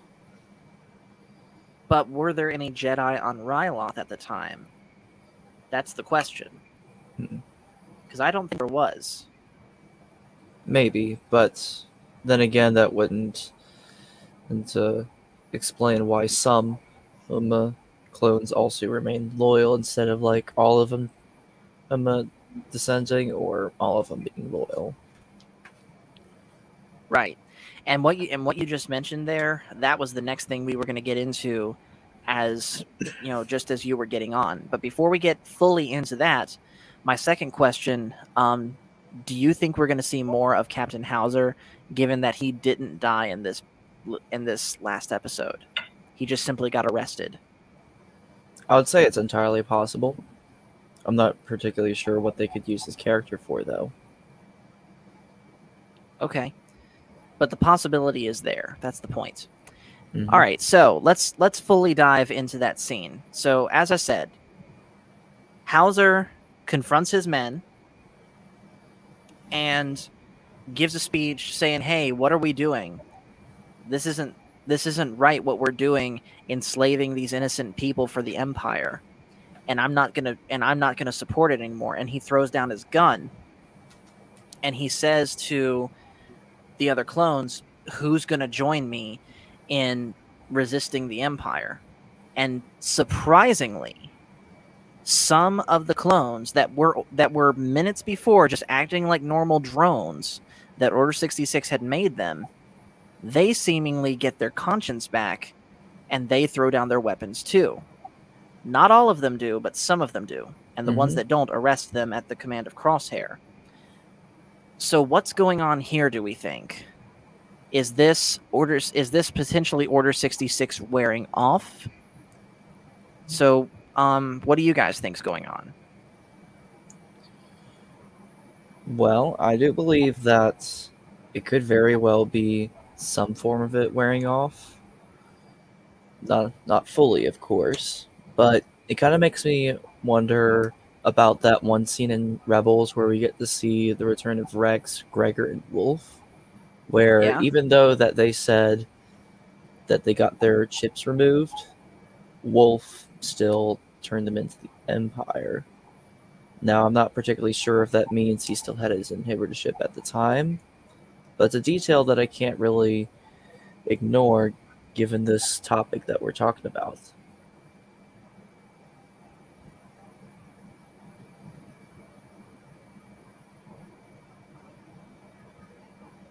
What do you all think? Eddie, Felix, John? Well, personally, what I think might be happening, in my uneducated opinion, is Order 66 being experimental at this time, and by the time that A New Hope happens, it's perfected, and anyone with it is a mindless drone. Yeah. Well, at that Well, time, the conscription system was used, and no more clones were available. Or Yeah, even John, there. we do got to correct you there, because by the time of A New Hope, clones were not being used by the Empire anymore. It was all conscripted soldiers that didn't need an inhibitor chip to be told by the Empire, "The Jedi are bad, shoot on sight." Yeah. So Eddie and Felix, what do you guys think? And Rhiannon, you can pitch in too if you have some ideas, even though you haven't seen the show. I was actually gonna apologize for so long because my mother walked in. Oh, okay. Being my anxiety. Being my Well, hey- anxiety. I cannot do Well, hey, anything if you with need my arm around. Rhiannon, if you need to pop off to, address your family, then do what you got to do. You can always It's fine. rejoin Mom's gone later. to bed now. Okay, just checking. And quick shout out to Marion for joining us. Thank you. Yeah. So Eddie, I think you were about. Oh, Felix was going to say something. Yeah, I was wondering, that you have the different batch of the clones, right? And you probably have a mix between different batches of soldiers. I wonder if the types of Mhm. ships are different, have different kind of technology based on the batch that because they have been generating so many of them that I wondered that if the first Maybe. generation ships are not as efficient as the So latest, straight. as the latest ships on the newer clones. You know what I mean? I wonder if there's something going Yeah. on with that. Yeah, I could actually see that happening, and there's actually evidence in the Clone Wars that could potentially support this, because we know that Rex is a Generation 1 clone. Omega says so earlier on in the show, and Rex was able to temporarily fight off the effects of Order 66 being triggered in his head when other clones weren't able to. I think I did see that So part of maybe the because guy he was a fighting Order Generation clone. 66. Because I remember I watched Right. part of So one maybe- episode because...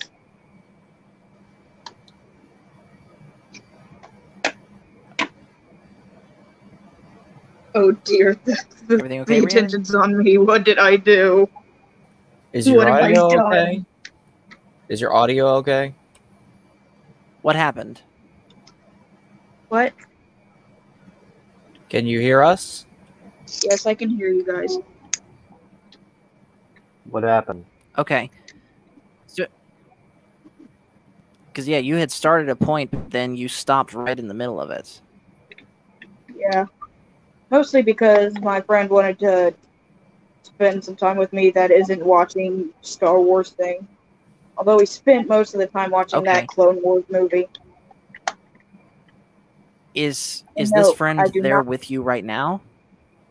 No, it was a while ago, so I don't really remember much of it. Oh, okay. I know who this is. Besides, if they Okay. were gonna be here with me, I bet they'd cancel the plans at the last minute because they forgot to clean their room. I gotcha. Sorry, I had to Okay, so fire back. some shots at my best friend. I'm still mad at her. For Okay. I gotcha. But yeah, if you need to take care of Dark anything Souls, outside of the ooh. stream, Rhiannon, go ahead and do that. Pop yourself out if you need to, and you can pop back in, whenever you can fully devote attention to the stream here. Also, I will sometimes comment on the names of people in the Splatoon lobby, because I've seen some good names out here. Okay. So anyways, Just back doing variations of the name Splatoon 2. So anyways, getting off Splatoon and back to what we were talking about. Yeah, sorry for the off-topic. It's fine. We just need I'm to try very and bad keep at on. getting off topic.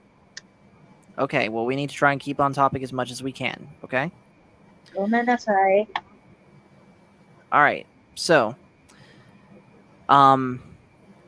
with Rex being a Generation 1, perhaps he had an older version of the chip, which was why, adding on to what he already knew from what Fives had told him, he was able to fight off the effects of the chip. Tup, in Season 6 of the Clone Wars, the clone who had his chip malfunction and prematurely set off Order 66, I think he was also a Generation 1 clone too.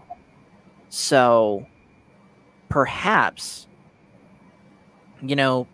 that's what's going on here, that Hauser was indeed a Generation 1 clone, as I think you said, Felix, and his chip just simply did not work, but other clones that would have worked may have had more improved, more potent chips in them.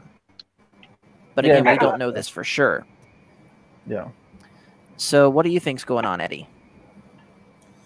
I mean, whatever happens, like it'd be very, very fascinating as to what will happen. But I believe that Hauser, like the chip, if there is a chip,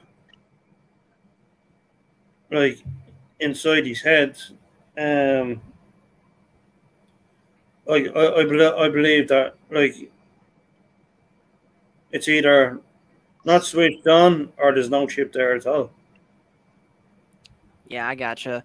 Yeah, I think likely what happened is, I think what happened is maybe he was like a 1 in a million clone that perhaps the Kaminoans were careless in how they made, and he just didn't get a chip.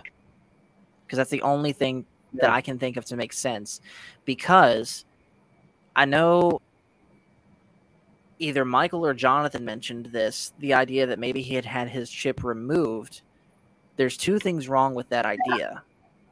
Number one, we don't know that he even knows about the chip. And number two, kind of going along with that, he doesn't have the scar on the right side of his head that any other clone that removed their chip would have, like Rex or the Bad Batch. So, Absolutely. again, it's not impossible, but what I'm saying is it's not likely. Yeah. So, some other It things to seems mention that with the older, Eddie. it seems that the older clones have a higher resistance to the like the chip, or I mean, as I said, I mean, as I pointed out, like it could have been the case that then like he didn't have a chip. So I mean, Right. you know, it's going to be an interesting at that development and see how that goes. But you know, Right. So yeah, definitely. I think, as I've said before, I do not think we've seen the last of Captain Hauser. I hope he comes back in a meaningful way. Another thing I want to talk about with this episode is the idea that now, at the very end, Crosshair now has full permission and authority from Admiral Rampart to hunt down the Bad Batch. And I think some of us were kind of expecting this episode to kind of be the one where maybe Crosshair starts to turn back to the good side. And yet, it didn't all the way happen. I was going to say, wasn't Crosshair a part of the Bad Batch? Yes, he was. But what happened in the very first episode of the Bad Batch was when Order 66 was given, Crosshair, at least partially, received the order and tried to obey it. But again, it only partially worked. So he was still loyal to his brothers. I remember that. I remember he was still loyal. He was still loyal to his brothers, but saw that they weren't obeying orders, and suddenly all of his brothers are looking at him like, "You're suddenly obsessed with following orders. That's not normal for you. What's going on here?" Don't and mind then me eventually just biting my nails over here.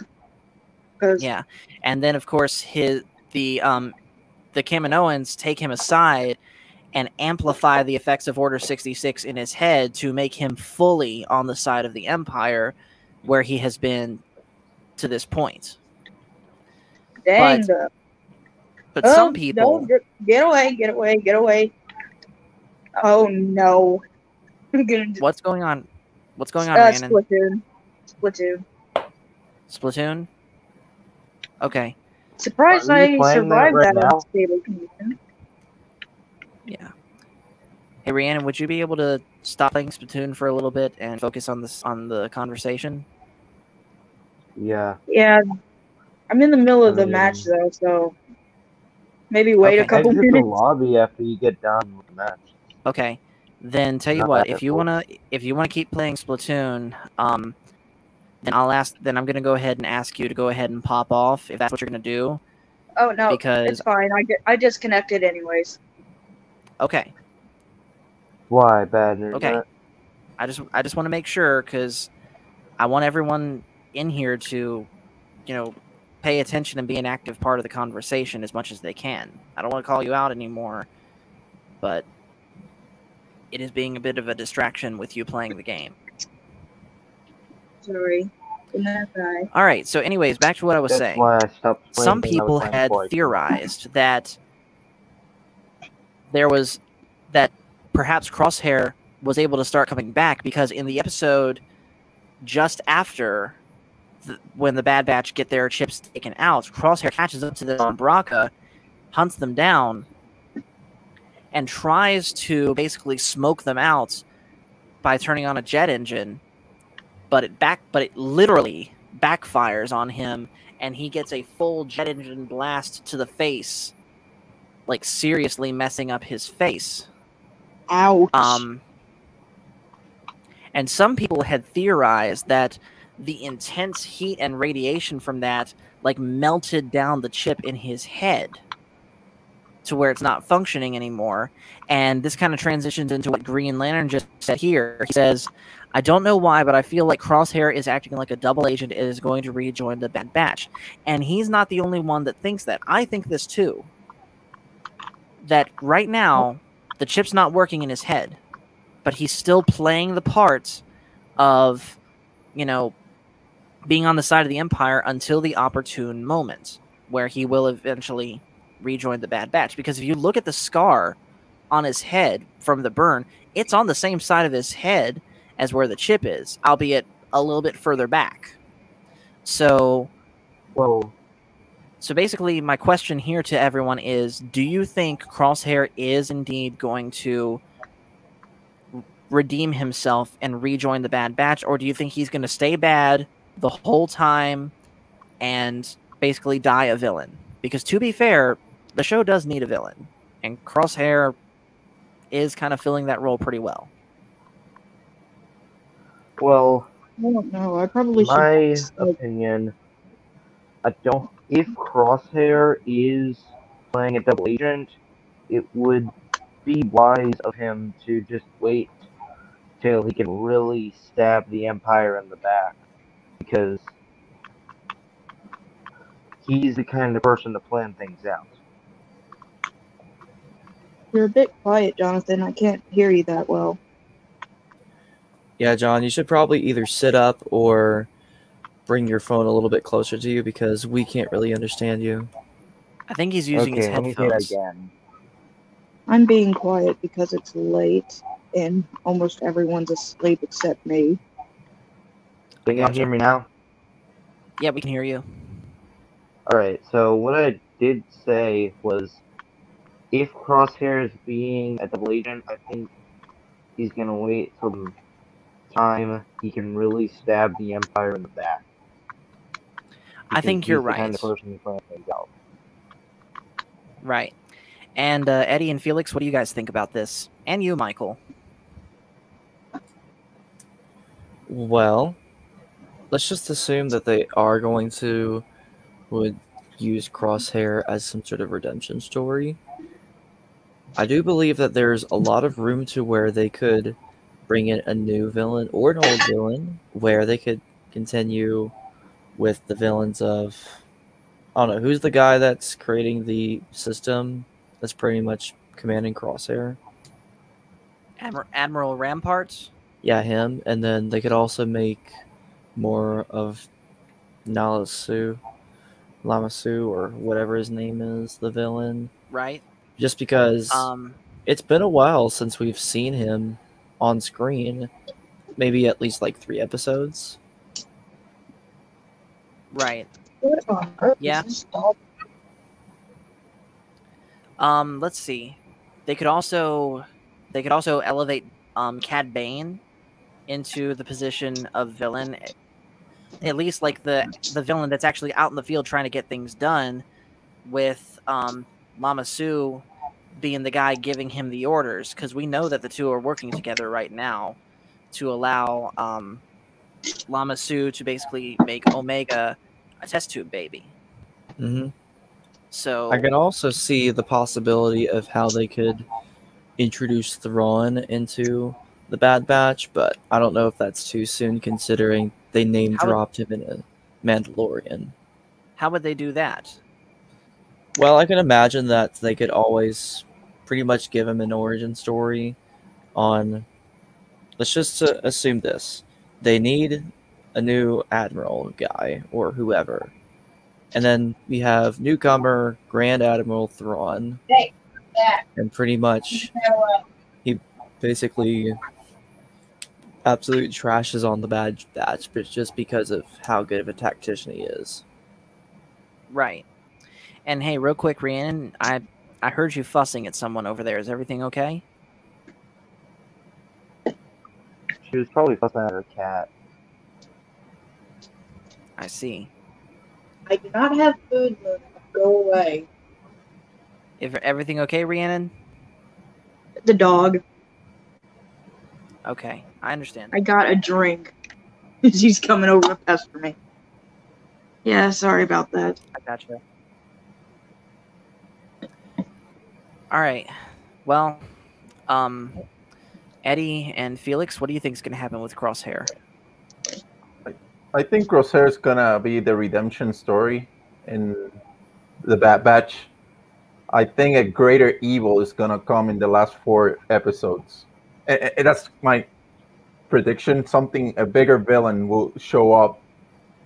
That I hope, in my case, the villain that I want. Hopefully, I don't know if it's gonna happen. Is Darth Vader. I think he should show up, and I think Crosshair is playing the double agent, as you're saying. Too. I think I was surprised too that even with the injury that he had, he actually was able to keep shooting. Kept his marksmanship. You know what I mean? Because I think that I got affected by that. I don't know if he has a faster healing capability than the other clones, but yeah. Yeah, it doesn't look like that his eye, more prominently his left eye, was all that damaged. Mm-hmm. And I would say he's right eye dominant, so I'm not so sure if that would affect anything. But I can agree with you that if they were to make a Crosshair the double agent, then Vader would be an interesting choice, but of course it would be an easy choice in my opinion. But hey, if nothing else, they could always bring in Vader because the Clone Wars model of him at the end of season 7 was spot on. Yeah. I actually think bringing Vader in for like one of the last episodes would be pretty cool. But this is also coming from someone who hasn't seen the show. Yeah. Yeah. So take my words with a grain of salt. Do we know if it's going to be a second beginning? Season? Do you know that, Paul? Let me look this up right now. I don't know for sure because I've heard it was a one-off. I'm going to look this up right now so we can know definitively. Yeah, because it plays a role because you only have 4 episodes, right? And you need to finish this whole thing in 4 episodes. Everything needs to change really quickly in these 4 episodes. You don't have that room for playing games anymore, You need to get really quickly to what, and I think the last 2 are the finale, right? It's a 2-part finale. So I think there's 4 more, and the last 2 are the finale.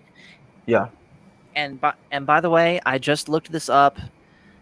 I just Googled it, and nowhere on Google is there definitively saying that there will be a Bad Batch season 2. Right now, everything's saying there is no confirmation. So okay. Until an official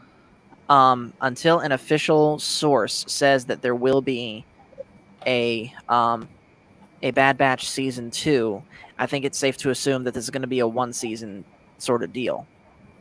And Green Lantern says, much easier to binge watch. says, I honestly hope they do a second season. Going back a little bit, Mega Mandalorian says, I don't think Crosshair will be redeemed. Green Lantern then says, I honestly hope they don't kill off the Bad Batch, but make them disappear. I mean, maybe a heroic death or something like that, but not like Rogue One. I could see that. Last episode, Mega Mandalorian says, last episode is going to be long like the first one I heard. I hope you're right. Because long episodes would make it much harder to binge watch. Yes, actually, but at the same time, you mention it, go ahead, Mike. Yeah, actually, now that you mention it, at Mega Mandalorian, where did you actually hear this? Just because I want to be sure. Yeah, if there's like an IMDb posting about the estimated runtime for each upcoming episode or something, please share that. We'll definitely want to look at that. Sorry, my earbud just fell out. It's all right, John. All right, so anything else we need to talk about with the Bad Batch? Yeah, I'll just plug in there. Basically, as regards to Rampart, we did see him in Clone Wars, did we not? No? Did we? He would have been in the 4th season, I think. Who again? Well- What are you saying again? Rampart. Yeah, I don't know. I would honestly have to look at that again because I'm trying to run through like the different arcs that are in there, and I can't think of any. Wikipedia is not. He looks Wikipedia very isn't- recognizable, you know. Like Yeah. that we've seen him before, you know. Wikipedia doesn't have anything on him before the Clone Wars, so I think it's pretty safe to assume that. Oh, sorry, Rebels. Would it be Rebels? Oh, he was in Rebels. Yeah, I don't think. I don't. Again, nothing on Wikipedia is saying anything about Rampart from Rebels. It's only saying what he was in the Bad Batch. So he was around in that time. with a grain Yeah. of salt or something, because I've heard Wikipedia can be very unreliable. Right. Well, this Well- wasn't Wikipedia. I was looking at it was Wikipedia, the Star Wars centric. Oh, wiki. Wookie. I heard Wikipedia. Okay, I'm sorry. Although It's that I'll was say this that was about clever Bad though. Batch. Kudos to the creators Actually, for that It's the fun. same thing. I just looked on the official Star Wars website, and here's literally all they have on Admiral Rampart, just so that we can end this tangent. Okay. After the fall of the Republic, Vice Admiral Rampart is assigned to oversee the clone troopers on Kamino by Governor Tarkin. Rampart has eagerly taken his role in the new Galactic Empire as it aims to instill order in the galaxy. And that is literally it. Okay. So I think so we know he was alive during the Clone Wars, but what exactly he was doing, we don't know. Yeah, But so anyway. And real quick, moving on to the as regards to Crosshair, I would imagine like if he is going to turn back to the Bad Batch, I would imagine that he's going to be persuaded and somehow there'll be an epic battle to see that he gets dusted, shall we say. yeah. So that's just my theory on that.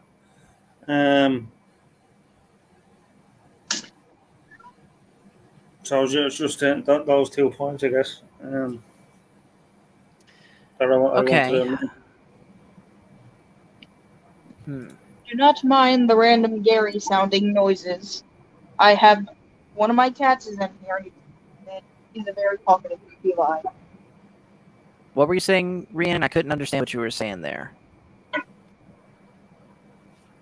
If you hear a bunch of yelling or me tripping over the boxes for the 3rd time, then he's just one of my cats. He sounds like Gary the Snail from SpongeBob, if you guys have ever seen that show. Very talkative. I gotcha. All right, Well- so one more thing I want to talk about with the Bad Batch before we move on to the tier list, which I'm still trying to find, by the way. And this is something that Coach and Nick kind of touched on their last Saturday stream, talking about, do you think we're going to see Omega pop up again in, further in the timeline, perhaps maybe in the Book of Boba Fett or in another show set in that time?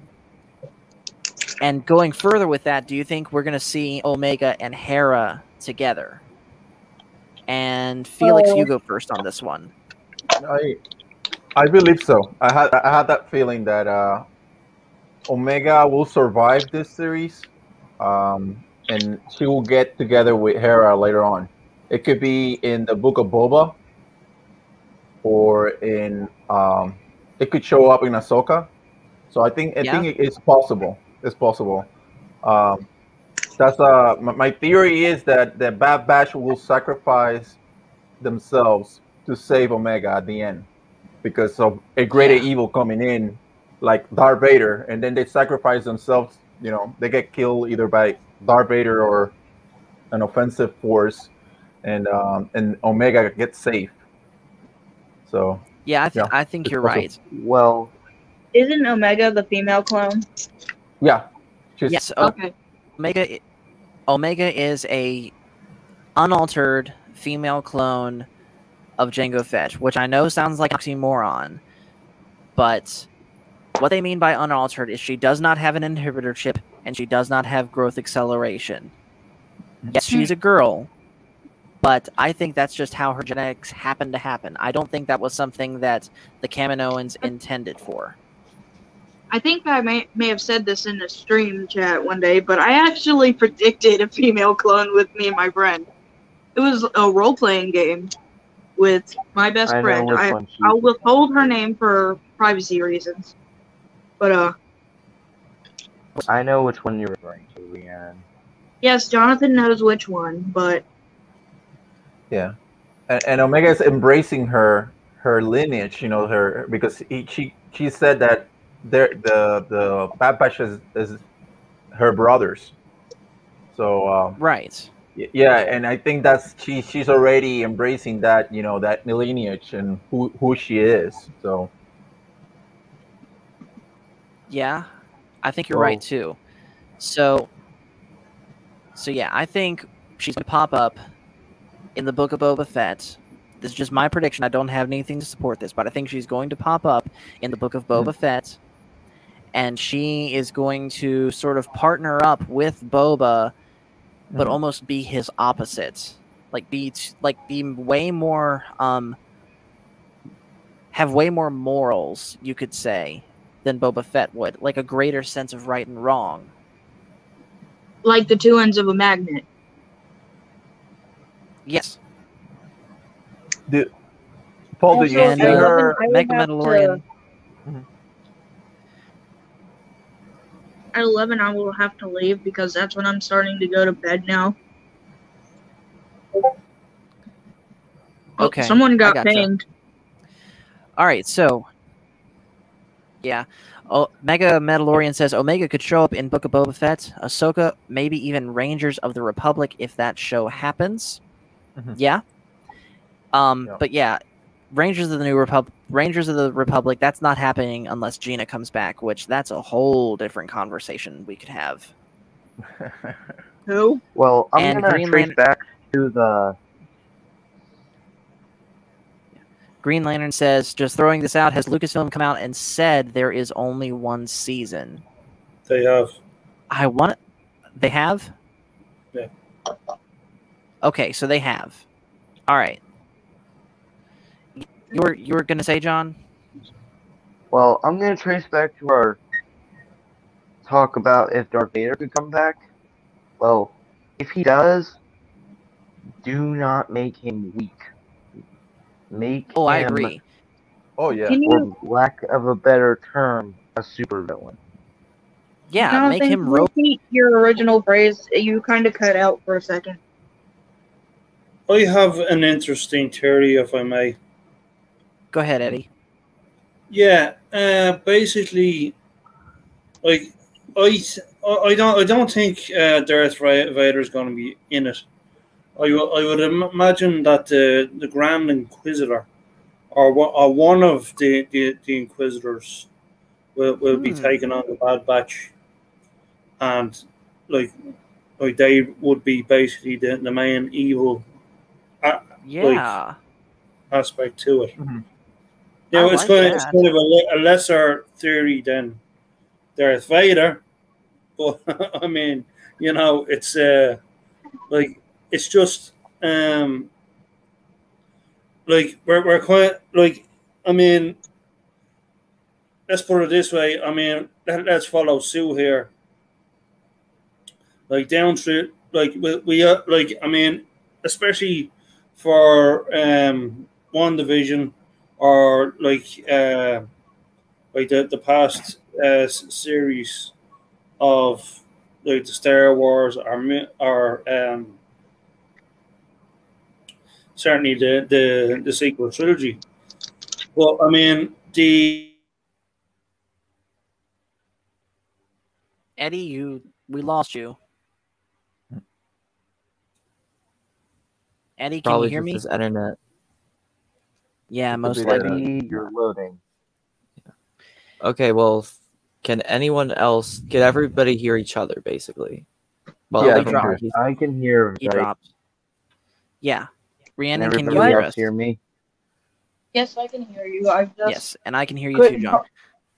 I couldn't hear you guys from across the room because I was running something in the Hey, John, Okay. I agree with you. I'm going with the line that you were going about making Darth Vader really strong. If that's the case, I think if he comes, he's gonna be pretty angry because this is just after, right? Order 66. He just came out from that conversion. He's Yeah. hurting.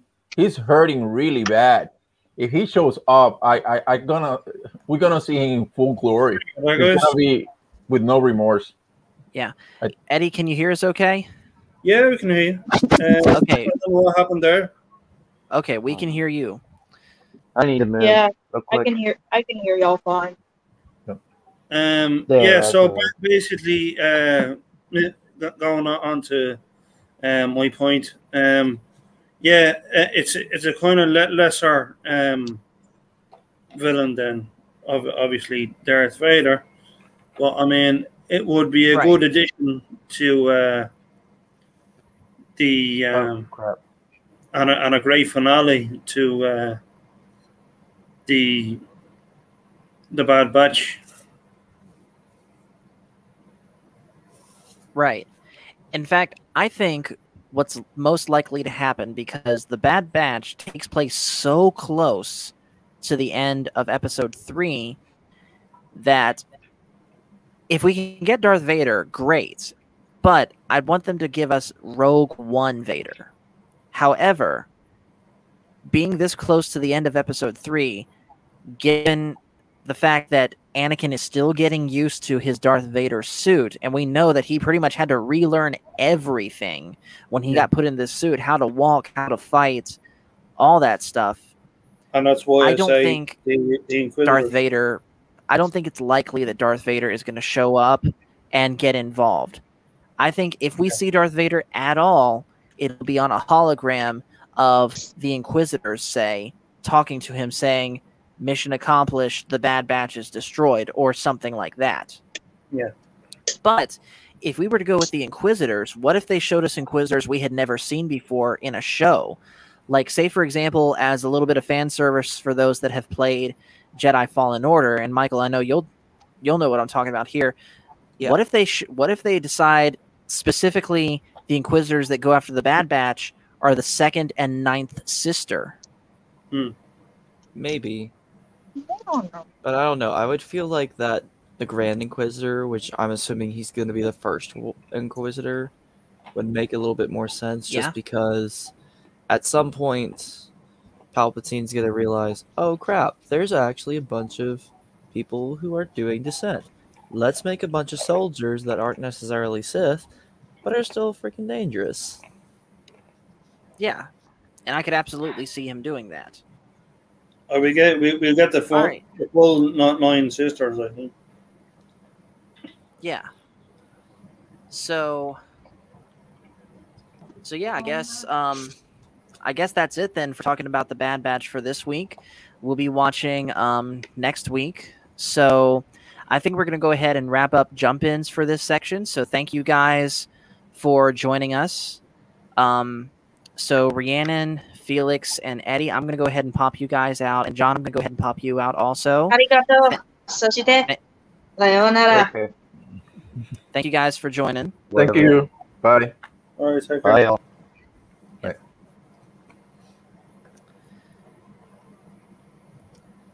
All right. So, Eddie, I'm going to go ahead and pop you out too, okay? Okay. All right. So, Michael, Mhm. did you get what I just sent you on Messenger my tab of that open tier list? too. Okay. Is it completely reset? Yes. All right. Then, so like I mentioned before, everyone, we are going to go ahead and get into a lightsaber design tier list.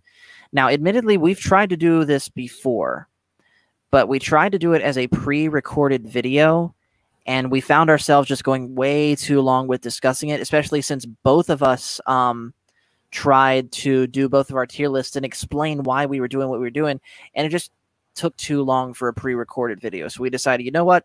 Let's save this for a live stream, and that's what we're going to do now. So Michael, you go ahead and bring yours up, and you can go first. All right. And So while you're doing that, I'm going to go get another drink. all right. So just to preface, the lightsaber is an elegant weapon, as Master Obi-Wan said, of a more civilized age, specifically. So, as we have known throughout the years, each lightsaber is built different. All memes aside, we're going to address every single one of these designs, starting from the Ventress saber all the way to the Yoda saber. Now, I will let you know that this is actually kind of a weird list because it seems to duplicate itself. So we're just going to focus on like this first half where kind of ending with the Yoda saber. So without further ado, let's begin. So for starting off with the Ventress saber, as I said, this saber is inspired by Count Dooku's curved hilt. Now it is cool because Ventress has two of these sabers, and they can then come together and form some form of saber staff. However, we only get to see this at one point in time, and that was in the Clone Wars movie, and we don't really get to see this again. And also, the design for it is kind of bland. It's not the flashiest lightsaber, so I'm going to put this kind of at the C tier. I know I'm maybe a little bit harsh with it, but it's I think that it pretty much is justified. So, continuing on to the next item on the list, the Vader saber. So this is an iconic saber, as this is the first red lightsaber that we saw on screen. And also it's very well suits Vader as a character. It's synonymous with him. So for that reason, I'm going to put it at the S tier. And then for the next item on the list, the Pong Krell saber. Now, this is actually unique because he actually has two of these. One of them is a double-bladed blue lightsaber, and the other one is a double-bladed green lightsaber. Now, what makes this unique is that both of them can fold. Now, trying to alleviate any sort of negative biases, let's just say, against Pong Krell, I'm going to put this sort of at the B tier because even though I think the design of it and the idea of it is cool, I still don't get entirely why he just did it to bending sabers instead of just two regular ones, if you know what I mean. So moving on to the Skywalker saber. Now this is actually the most iconic lightsaber of all time. It is the first one that we've seen on screen. It's had 3 owners. First one being, of course, Anakin Skywalker, the other one Luke, and then, of course, Rey. Now, no matter if you think Rey's a Skywalker, a Palpatine, or an armadillo, you can agree that this lightsaber has truly seen every single saga. So, for that reason, I'm going to put this at the S tier, purely just because this lightsaber was the beginning of all others. Now, moving on to the Anakin Episode 2 saber. The only thing that's really going for it is the fact that it looks like the Vader lightsaber. Other than that, that's pretty much it. Like, that's really it. So, I'm going to put this at the C tier just because That's kind of all there is to it. Now for the Ahsoka white sabers. Now I will preface this by saying that PJ may have some things that he may disagree with me on, and that is perfectly fine. You do not have to agree with us 100%. I heard disagreement. So what are we disagreeing on? The white sabers. So oh yes, I'm actually going to put this at the I'll A tier. hold all comments until my list. I'm going to put this at the A tier because I like the story behind how Ahsoka gets her white lightsabers and how they're just so unique in of itself.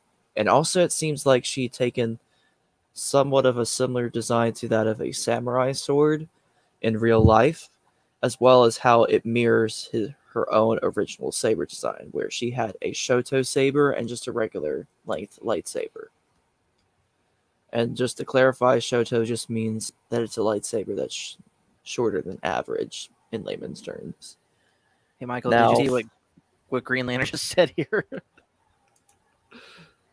There, you may be careful. The R word. The word. The internet might not like it.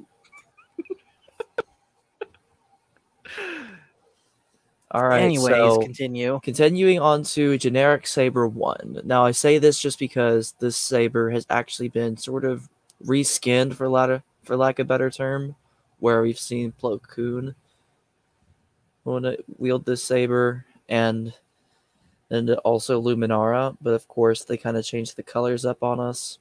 I like the look of it for sure, but just the fact that it's been overused just kind of doesn't make me feel all too great about it. So I'm gonna put it at the B tier just because it looks good. I'm willing to admit that, but it's just one of those lightsabers that just is always there.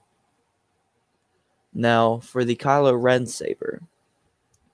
Now, to be honest, I wasn't really sure how to think of this one when it first came out. I can still remember the cinematic trailer for Kylo Ren igniting it, where it's first the blade, then the cross guards, and then I almost want to say I remember a rumor where the cross guards were actually guns.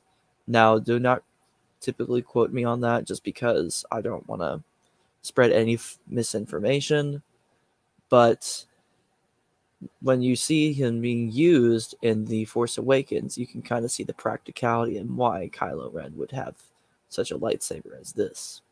So I'm going to put this at the S tier, purely just because it's the most original lightsaber, and then we're also going to put it just because of how unique the design is. Now, speaking of uniqueness, we're going to move on to the Mandalorian Darksaber in just a moment, because the dog needs to head on out. So feel free to put in any comments or to read off any comments while I am back. All right, sounds good. All right, so intermission time for Michael's tier list. We'll go through some of the comments. Rhiannon says, I basically said thank you and goodbye before I left. FYI, she was speaking Japanese there. So thank you again for joining stream. And you're welcome for joining. Green Lantern says, lol, I vote armadillo, which I'm guessing that's something in response to what Michael said, so I don't get it. I guess I had to have been there for it. We've already hit that next comment. Alpha Trio said, someone said Shoto, and yes, basically a Shoto is a half-size lightsaber. It's like what Yoda uses. Since he's shorter, he uses a half-size lightsaber because it's perfect for him. That's a Shoto. Felix Hero says, I would not mind living as a samurai in their era. Yeah, that would be pretty cool. Rhiannon says, Kylo Ren's saber is cool as heck. Green Lantern says, I always liked Ahsoka's lightsabers, both green and white. Okay. Again, gonna hold all my comments on this until my tier list. And Alpha Trio says, oh, I thought Shoto Todoroki because I'm a weeb. The fact that you know what that is and I don't, Rhiannon, pretty much confirms that you're a weeb. No offense. So yeah, so far, looking at Michael's list here, most everything I agree with. Some things I don't, but again, what I would do differently, we'll talk about with my own list.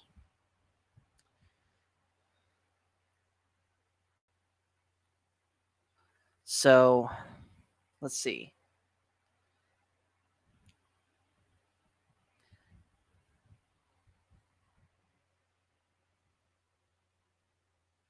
And she says, you can say my name, you know, I'm still Rhiannon. I have been saying your name.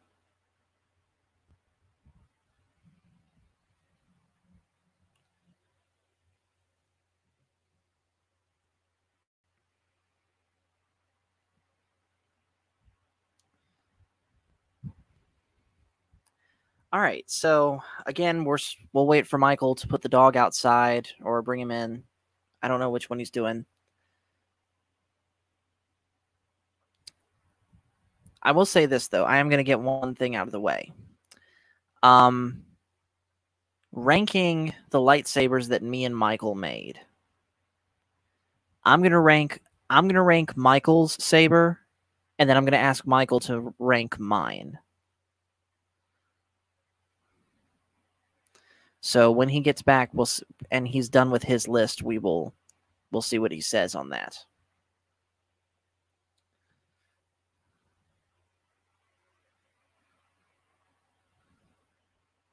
Green Lantern says, my first lightsaber was Luke's from Return of the Jedi.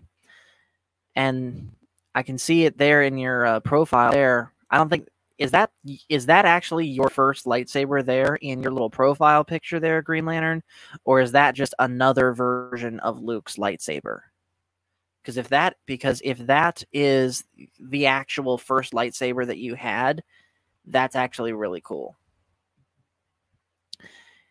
My first lightsaber, I'm gonna take it down real quick so I can screen share something of my own.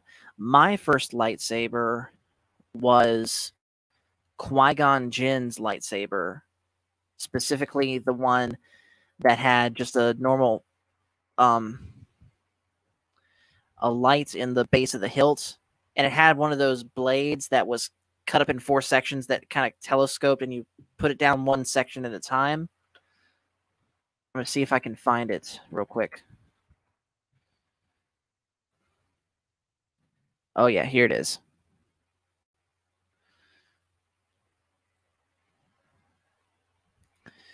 All right.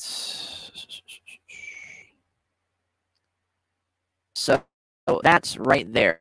It's my first lightsaber. It ran off, I want to say, 2 D-cell batteries.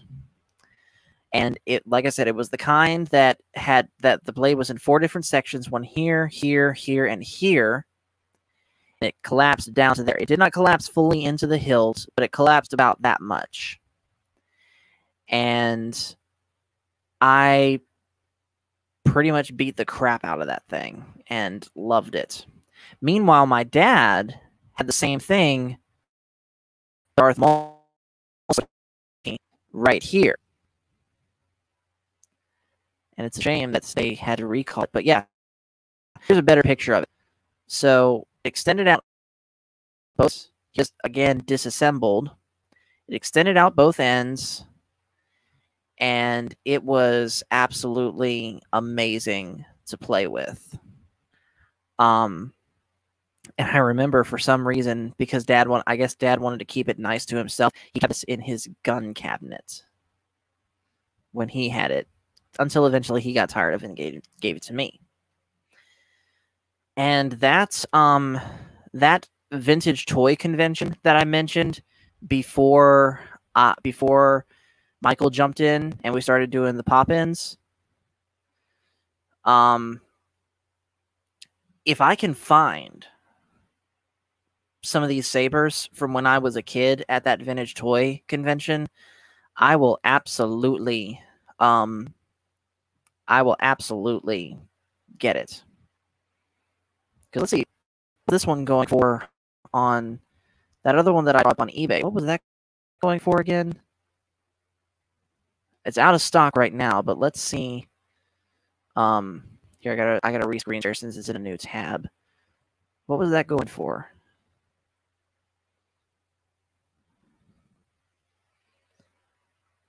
Holy cow! $140 for something that likely would have been $20 in 1999. Oh my goodness. That is ridiculous. I'm not so sure now if I want to get this. Because they're selling that for $140 on eBay. What would they be selling this for at a vintage toy convention? If assuming it's even there.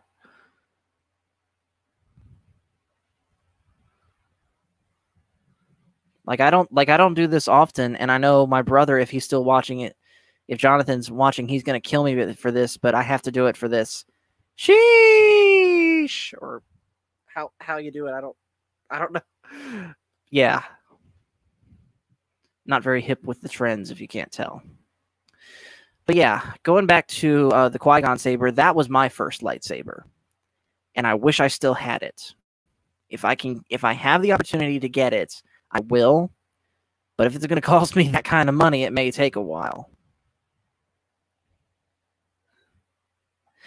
And let's see. Some comments here real quick. Rhiannon says, I know basic greetings, phrases, and that's it. Okay, fair enough. Felix says, is that a full katana in the back, Paul? Yes, it is. Here, I'll show you. So I got this when I was stationed in Japan toward the end of my time there. It was about $200. And it came with a stand. It pretty much sits like that on the stand. And I actually had it in here to sort of give an example of, I guess, how different the Darksaber looks to other lightsabers. But I'll just show this real quick for you. So here is my katana. I absolutely love this thing. It's not sharp here, but it is very pointy. So you still got to be careful with it. So yeah, that is pretty much right now the only actual sword that I have. I'm personally more interested in collecting lightsabers than I am swords. Lightsabers and guitars. Let's see. So,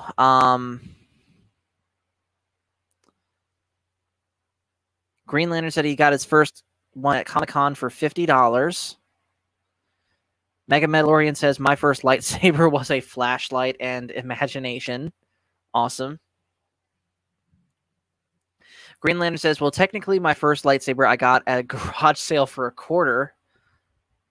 Even if that was a really basic no lights lightsaber, that had to have been a good deal. He says, first official lightsaber is the one in my profile picture. And if I had to guess, because I can only see a tiny little picture right there at the corner of my screen. If I had to guess, it looks like a Master Replica's lightsaber, which I've had one of those before. I've had an Obi-Wan and Vader one that, sadly, the Obi-Wan saber broke. And the Vader one I had to sell. But yeah, so if I can get my hands on another Master Replica saber, I would absolutely get it again. And Mega Mandalorian, something here, he says, careful, guitars turn into an addiction. Yes, they do. And I have been bitten by that addiction multiple times over. He says, so do pedals and amps. Yes, they do. In fact, amps, like a guitar amp, that's my next big purchase. In fact, here, I'll show you real quick what I'm planning on getting for a guitar amp. While I'm looking that up, Eddie says, real sorry, Paul, at what happened when I was speaking to you guys. Was glad I got back, though. Not sure I understand why it cut off like that. Yeah, me neither, man. It has to be some sort of internet thing, I would guess. But yeah, I'll show you Mega Metalorian, what I'm looking at for an amp. This is the same amp, by the way, my friend Ian, who was in the chat earlier, he has this same amp. So I have tried this amp multiple different times, and it is, frankly, the best amp that I have ever heard for its price. So let me show you this.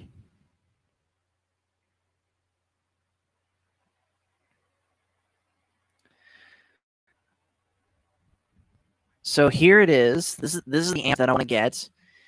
It's called the Marshall DSL40, and it's a tube amp, which is different from digital amp, which makes its noise digitally. And it's $800, so it's not something I'll get right away, but this is absolutely, I think, the best amp for the money. And with it, I get a couple of pedals. I've already got a tuning pedal. I've already got a wah pedal.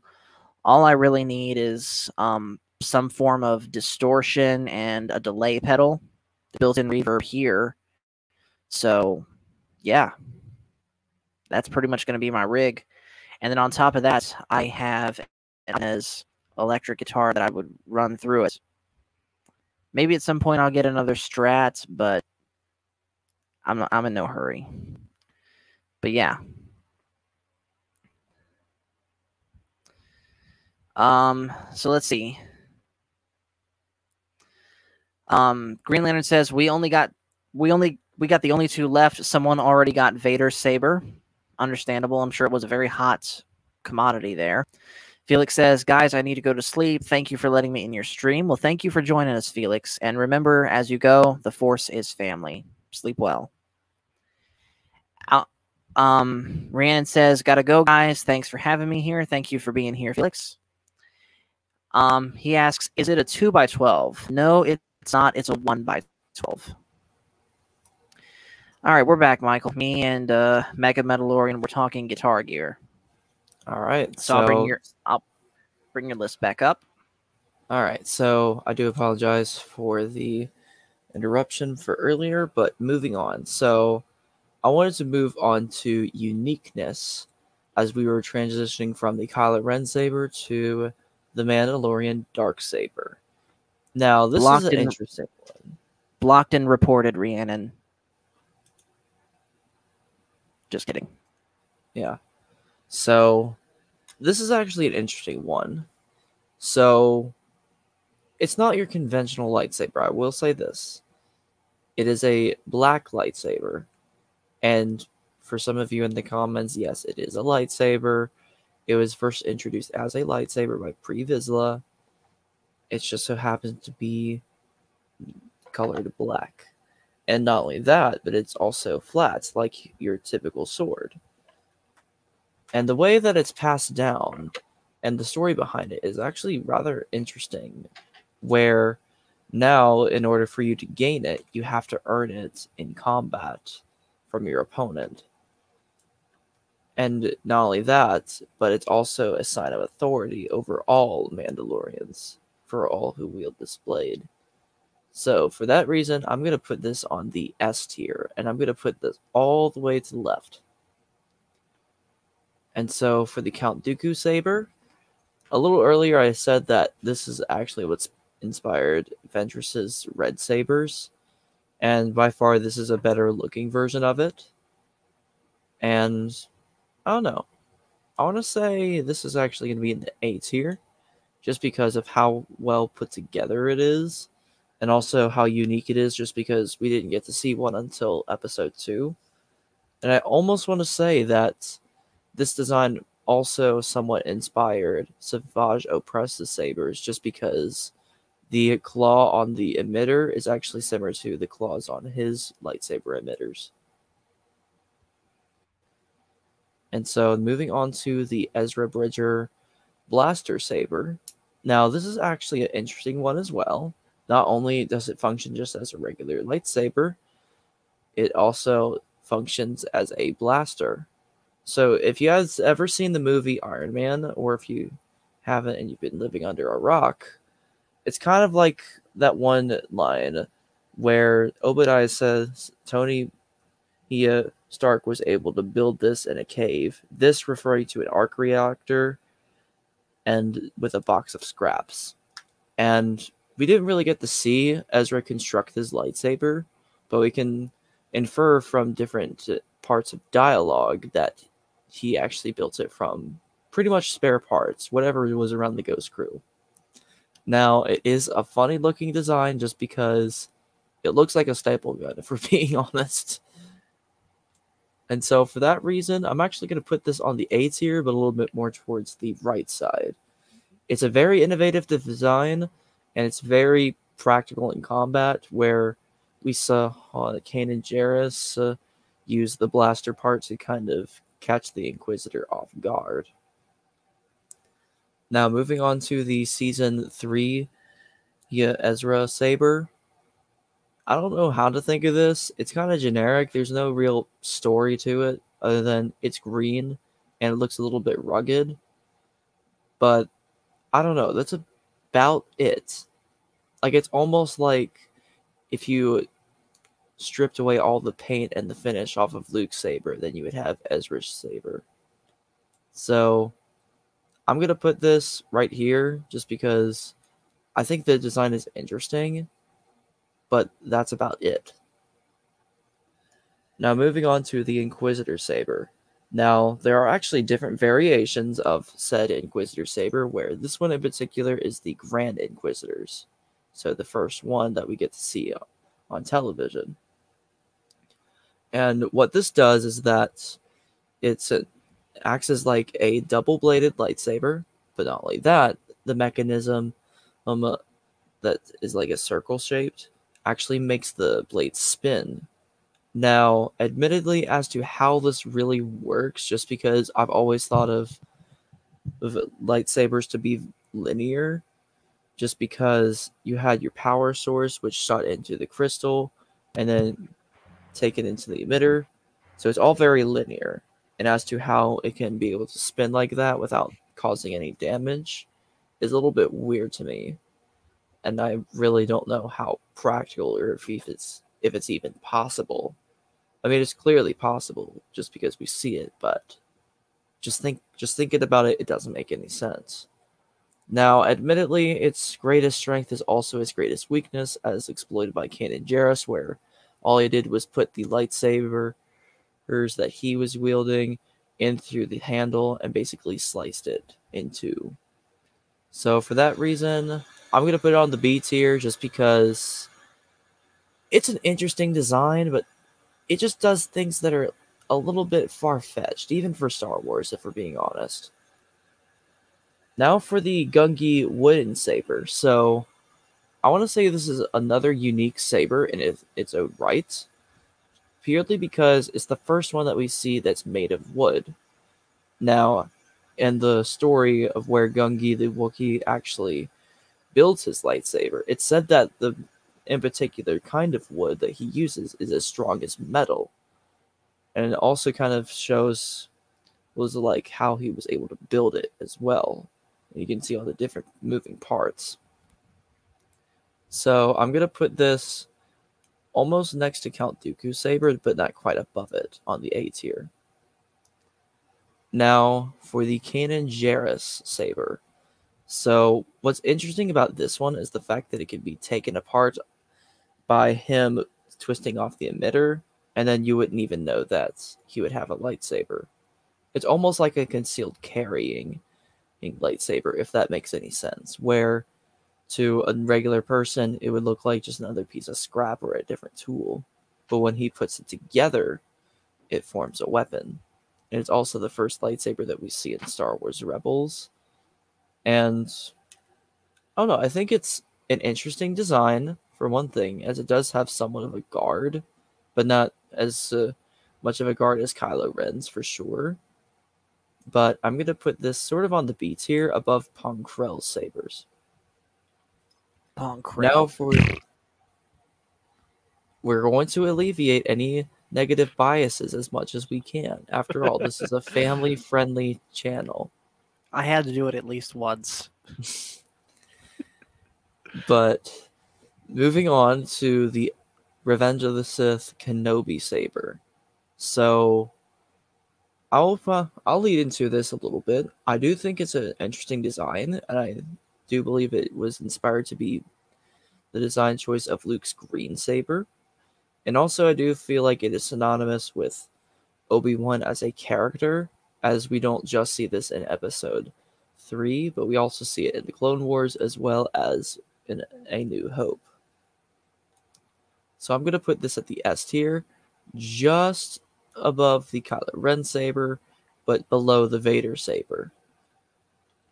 And now, we really can't tell what this next design is, but I'm going to assume this is another generic saber, where we see Ki-Adi-Mundi and Ayla Secura, for example, wield sabers like this. But it doesn't look as nice as the other ones, if we're being honest. So, I don't know. I don't know if I'm being a little too harsh on this one, but I'm just going to put it at the D tier just because it was reskinned like the previous this generic saber, which is this one over here. But it just doesn't look as appealing to the eye. Now moving on to the Darth Maul saber staff, where this was the first double-bladed lightsaber that we saw, as well as this is where we first got to see Darth Maul as a character. Now, admittedly, he did not have a lot of character development in Episode 1, but I want to say that this lightsaber actually fits him very well, where, of course, as we probably know, Darth Maul gets cut in half, like his lightsaber. And what does Savage Opress just so happen to have? One half of his lightsaber. Excuse me. And so, even though he doesn't really get to keep this for very long, he is able to repair it by the time of Season 7. So, I'm going to put this at the A tier, but I'm going to put it actually right here. Just because I do like the design of it, even though it's a little bit generic, but it's all more about the character and what it represents a little bit more. Now, moving on to the Jedi, Sentinel saber. Now, this is actually unique because it is a yellow saber staff.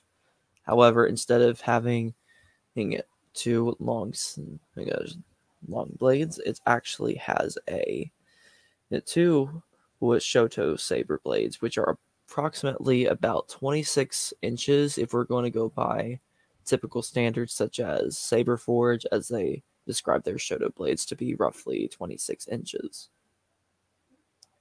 Now, PJ is going to disagree with me on this one, but I do think that this is a cool design. Now, yellow is an interesting choice, but I do think it fits the aesthetic very well.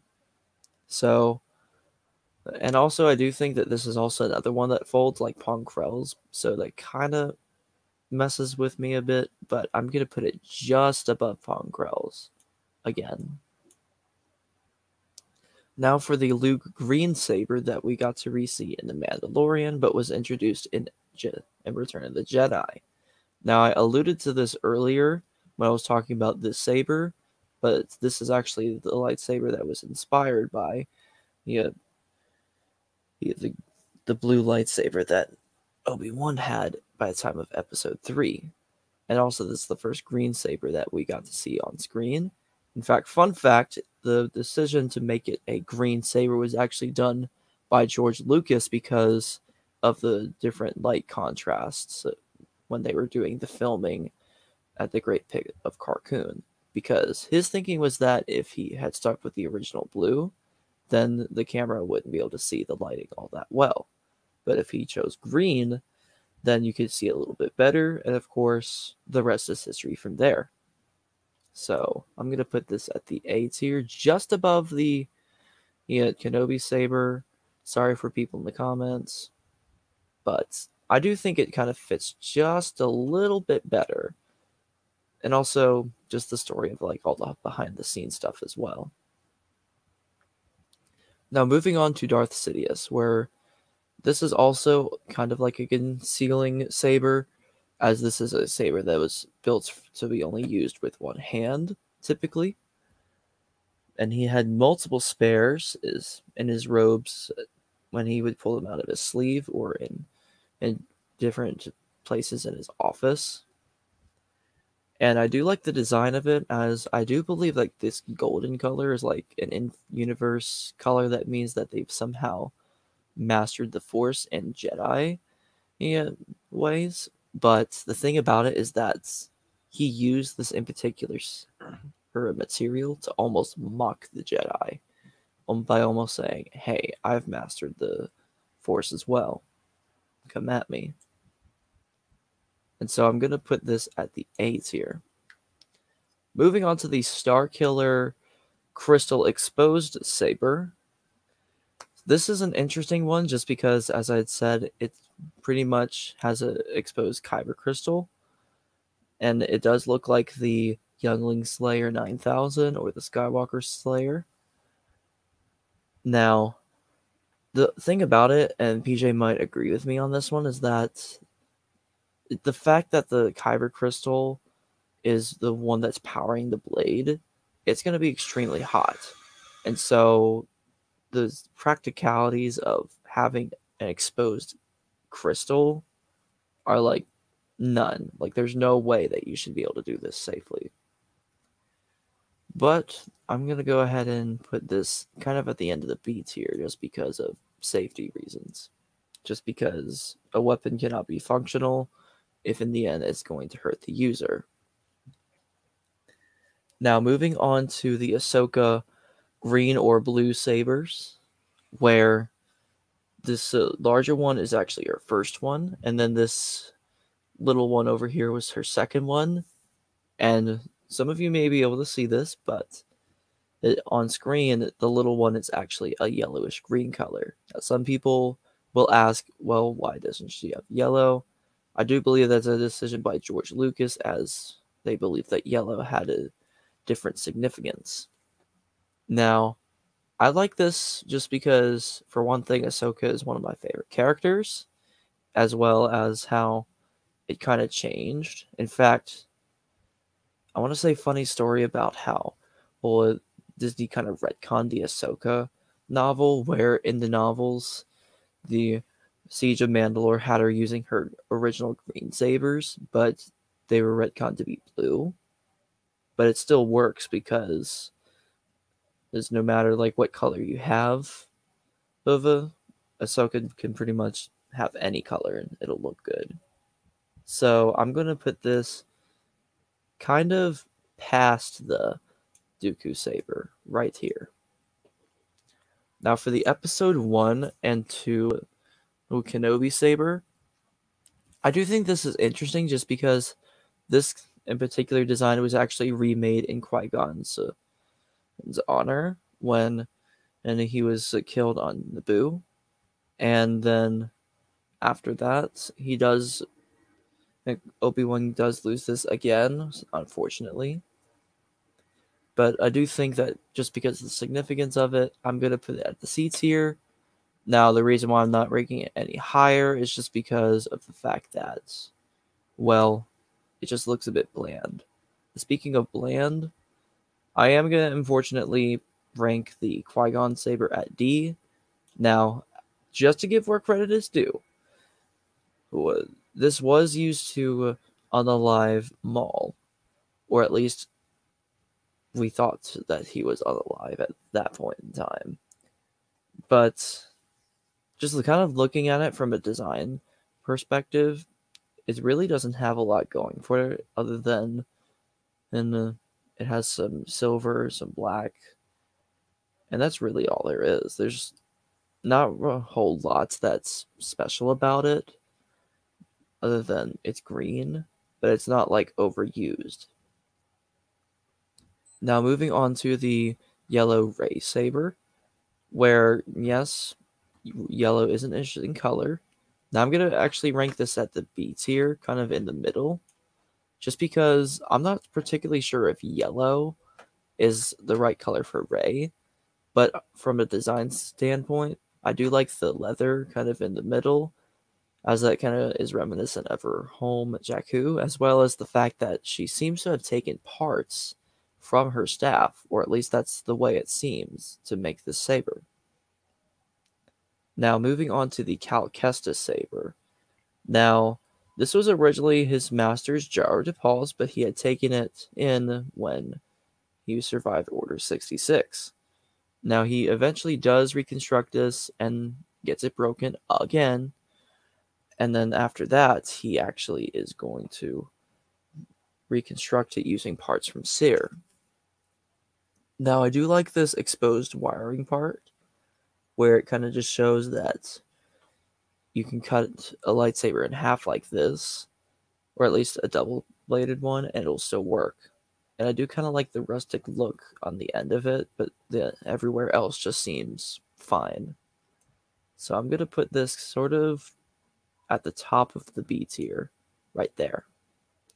Now for the Darth Maul saber from Rebels and Solo, I'm not really sure how to feel about this, other than the fact that it seems like he repurposed a Inquisitor saber and turned it into just a regular or double-bladed lightsaber.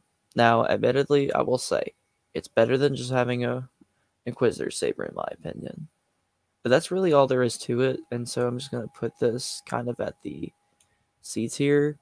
In fact, I might change things up a bit. I'm going to put Ezra's green saber right there. Now for the Yoda saber. So what's interesting about this saber is the fact that even though it kind of looks a bit plain, it works. And just because this is like the first Yoda saber that we see on screen, just because, for one thing, Yoda isn't as tall as us.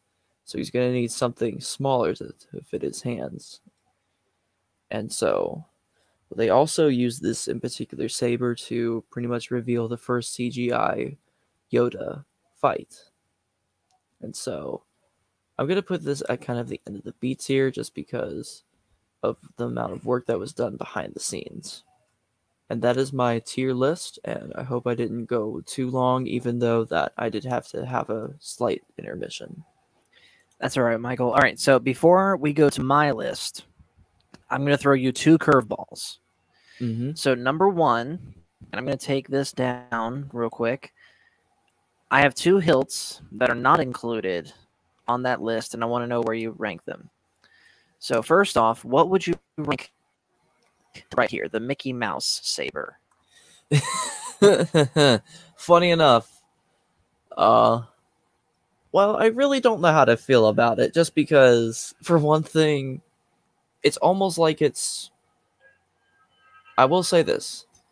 It's an original saber.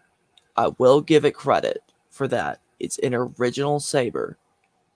But, and I do think that the color blue fits Mickey. I just think that's the way it is.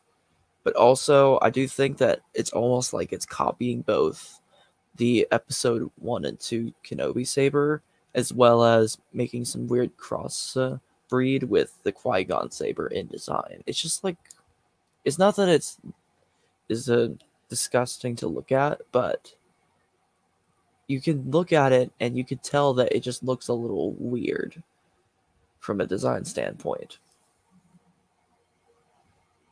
So I would say maybe the C tier, just because I do think that the elements work, but it just looks weird. Yeah, I could see that.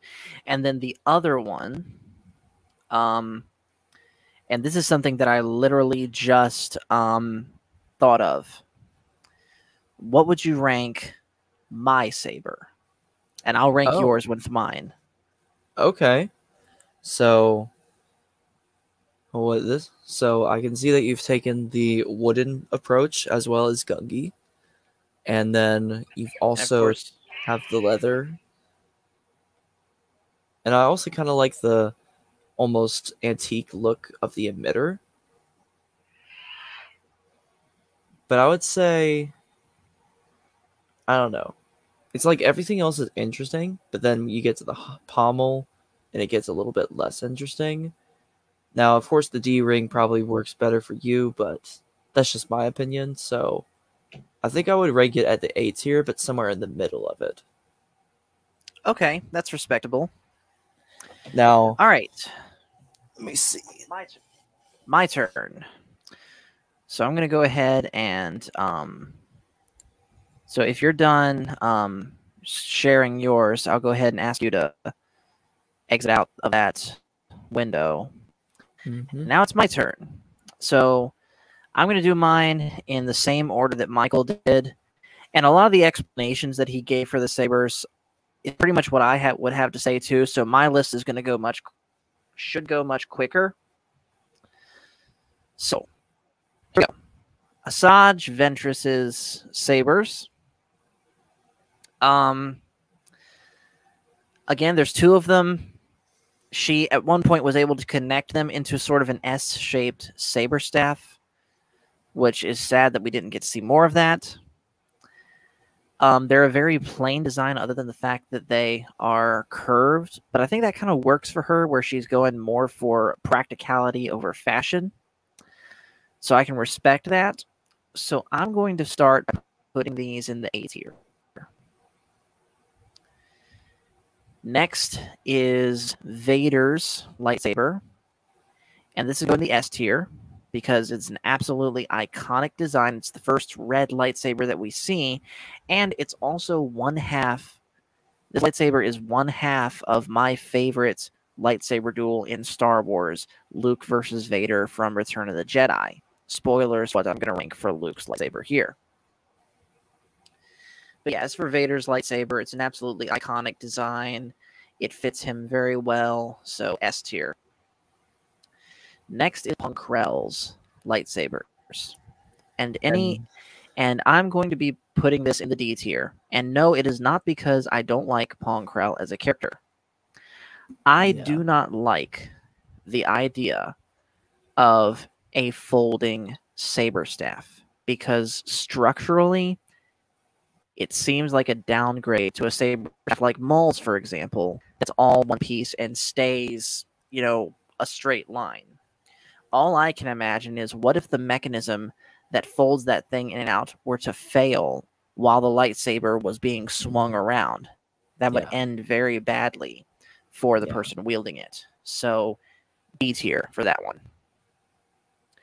And quick shout out again to Mr. Timothy Allen Alenko. Thanks for joining us again, man.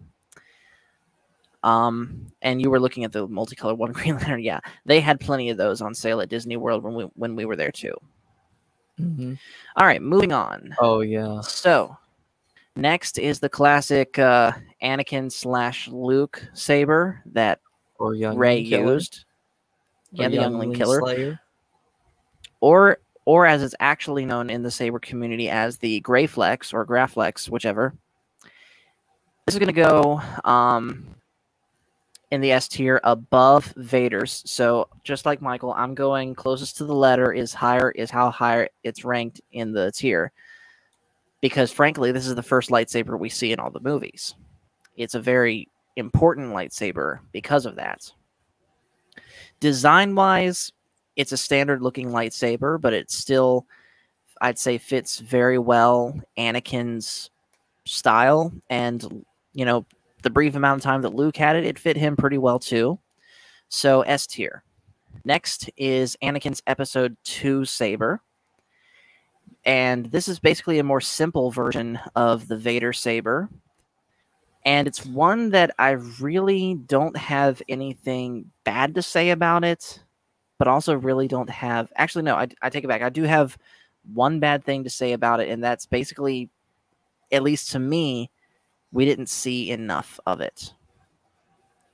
I would have liked to have seen him hold on to this saber and not get it destroyed in the droid factory, but that's just me. But like I said, aside from that, I really don't have anything bad or good to say about it either way, so I'm going to put it in the B tier.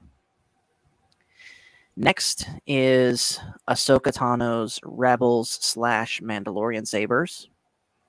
Yep. And this is where this is where Michael said we're going to disagree, because I don't like lightsabers with white blades, because to me, a lightsaber with a white blade looks like the effect of the lightsaber blade when they were editing it in. It looks like it's not finished. Like, there's the white, but it looks like there's going to be another color around it. And maybe this is partially because we only really see this lightsaber mostly in Rebels, where the lightsaber blades are about as thick as a toothpick, which I don't like that at all. But the fact that they're white certainly does not help that. And so I'm going to put them in D tier, but I'm going to put them above Pong Krell sabers, because the design of the hilt I actually do like. I just wish the blade was a different color. Next is this generic-looking lightsaber that I'm guessing Luminara, Plo Koon, and possibly Kit Fisto used. Mm-hmm. And again, it's a generic lightsaber. Nothing bad or good to say about it, but the fact that it's been used before knocks it into B tier, below Anakin's Z2 saber. Next, we have Kylo Ren's Crossguard saber. And I agree with Michael that this is hands down the most original and creative saber design that we've seen in all 9 Star Wars movies.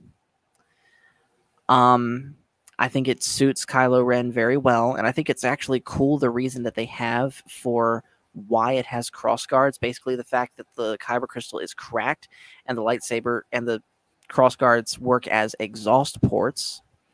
So I think that's cool. So I'm going to put it in A tier above the Ventress saber. What keeps it out of the S tier for me is that this is one that I actually used to have a replica of, the Black Series. And it's not the most comfortable one to hold. So, yeah, basically any saber that I have actually had to some extent in real life is going to play a part in my ranking. And then next is the Dark Saber.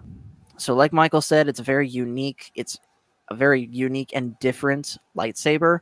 I would compare it almost to a katana blade than an actual saber blade. So again, I know I showed this already on stream, but here is my katana right here. Yep. Blade is not sharp, handle with care. Yes. And you can see just by the shape of it, almost like Lucasfilm was taking inspiration from a katana when making the Darksaber blade, which I kind of like. And the Darksaber blade is flat like an actual blade too, instead of round like a lightsaber blade. So I'm gonna put this away real quick. Yeah. And just a quick comment: unlike regular sabers, that do not penetrate Beskar, even though that the Darksaber does not necessarily penetrate it, it does have a tendency to overheat, and it is my personal headcanon where there is a little bit more force put into it than maybe the Beskar could have melted, as seen in The Mandalorian. Yep. Now, of course, this is just my headcanon. Whatever's actually canon can be very much different, and that is completely okay. Thanks, man. I appreciate that. But yeah, I agree with Michael. I think given enough time, the Darksaber could melt its way through Beskar, but we didn't get to see it. But as far as ranking, I'm going to go S tier below the Vader Saber. Also, the story of how you obtain it is really cool. Next is Count Dooku's saber. And this is probably the one replica saber that I still have. I actually have it right here on my desk. So here it is. And this is my favorite single-bladed lightsaber design. Overall, I like double-bladed sabers more than I like single-bladed sabers, even though I'm better at using a single-bladed saber than I am a double. But as far as single-bladed saber designs, this one is my favorite. So it's going to go into S tier above the classic Great Flex. And it's my favorite single-bladed design because, honestly, it's just so comfortable in my hand. Because you could hold it down here, you could hold it up here, you can use it one-handed or two-handed, however you want, and it fits Count Dooku so well, especially knowing Christopher Lee. I actually saw something on Facebook. I don't think I can find it again to pull up here, but I saw something on Facebook showing. In fact, I am going to try and find it. Let's get off a little tangent here. Mm-hmm. See if I can find the sword that inspired. And then, here it is. Yes, here it is. So I'm gonna show this real quick. Yep. While you get that set up, apparently Timothy Allen and Linko says that headcanon is the best canon. Now, yep. I'd say depending on what it is, of course. So look at this. This is basically the real-world sword that inspired Count Dooku's lightsaber. Yeah. And here's a closer view of it. Yep. And by the looks of it, that sword in particular could be a commanding officer's sword. Where these were more for decoration or leading rather than actual combat when taken into practical senses of how the real-life sword was made. They say it down here in this little blurb under the picture. It says, Count Dooku's iconic curved lightsaber hilt is coincidentally similar to the curved hilt saber of historic King and Emperor Charlemagne, of whom Christopher Lee, who portrayed Count Dooku / Darth Tyrannus, was a direct descendant. Oh. Yeah. Oh, I did not know that. Just do a whole stream talking about the career of Christopher Lee, and who knows, we might do that at one point. Mm-hmm. But back to the list, which I gotta reshare that. So yeah, for that reason, and again it being so comfortable in my hand, Count Dooku saber is so far at the top of S tier. Onto the staple gun saber, used by Ezra Bridger in seasons 1 and 2 of Rebels. This is another lightsaber that, again, I really have nothing good or bad to say about it, but I can at least give it credit that it's more of an original saber than the two that are in B tier already. So I'm going to put it there. Mm-hmm. Kind of the same thing I'd say with his green saber that he gets in seasons 3 and 4. So that's going to go below his staple gun saber. Next is the Inquisitor saber. And like Michael said, cool design. It's cool that it spins. But it does stuff that doesn't make sense. For example, being a helicopter blade makes no sense with a beam of plasma that's, I don't even think, really supposed to be solid. And B, its fatal weakness of being, cut from the inside as Kanan does. I'm going to put it A tier at the bottom. Next is Gungi's saber.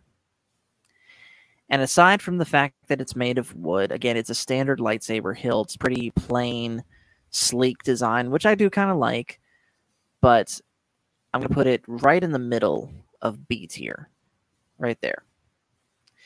Kanan Jarrus' saber, again, kind of the same thing as Ezra's, where I really have nothing good or bad to say about it. So it's going to go in B tier below Gungi's saber. Next is Obi-Wan's Episode 3 and Episode 4 saber and Clone Wars saber.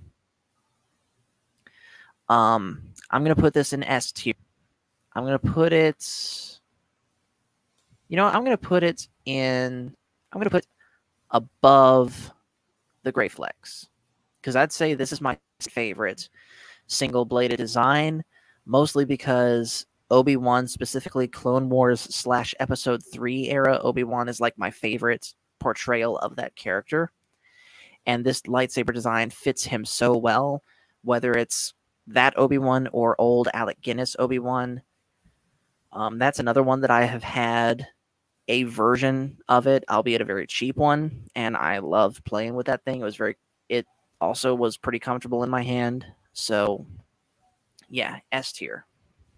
Next is this generic one. I'm going to put it in B tier below the Ki-Adi-Mundi one. The same reason, it's generic. Other Jedi have used this. So yeah, B tier. Next is Darth Maul's saber. And this is going to go at the very top of S tier. Because, like I said before, overall I like saber staves over single-bladed sabers, even though I suck at using them. Now, Darth Maul's double-bladed saber is not my favorite saber staff. It's my second favorite. Actually, no, I'd say it's my third favorite. But so the two that I like above it are number 2, Jaro Tapal's saber, which we'll talk about that one in a minute. And my number 1 favorite saber staff is Savage Opress's. But since Savage Opress's is not on here, and the only thing close to the Jaro Tapal saber we have is the broken one down here, that's a whole different ranking. So yeah, Darth Maul's saber is going to go at the very top of S tier for me. Not to mention, it was in Episode 1, which was my first Star Wars movie, and it was the coolest thing I thought was about, Episode 1. Like I said, I love Star Wars for the lightsabers, and when I first saw Episode 1, I thought Darth Maul had the coolest one. And in that movie, I still do. Next is the Temple Guard saber. And I'm going to be putting this in D tier between the Ahsoka Tano Rebels sabers and the Pong Krell sabers. Because... Actually, no. Yeah, I'm going to keep it there because I already said I don't like white-bladed sabers. I like yellow sabers even less. To me, yellow in a lightsaber just comes off as ugly. But the only reason I don't have this... basically it's here because the hilt design, it's okay. But aside from it having a yellow blade, the blades are shorter, which seems counterintuitive to me because already with a saber staff, you're sacrificing some of your reach by the way you hold it. So why would you sacrifice more by having shorter blades? That, and I like the hilt design of Ahsoka's Rebel sabers more. Excuse me. Next is Luke's Episode 6/Mando saber. And I'm going to put this right between the Graflex and the Vader saber, because again, this is the other half of my favorite lightsaber duel in all of Star Wars.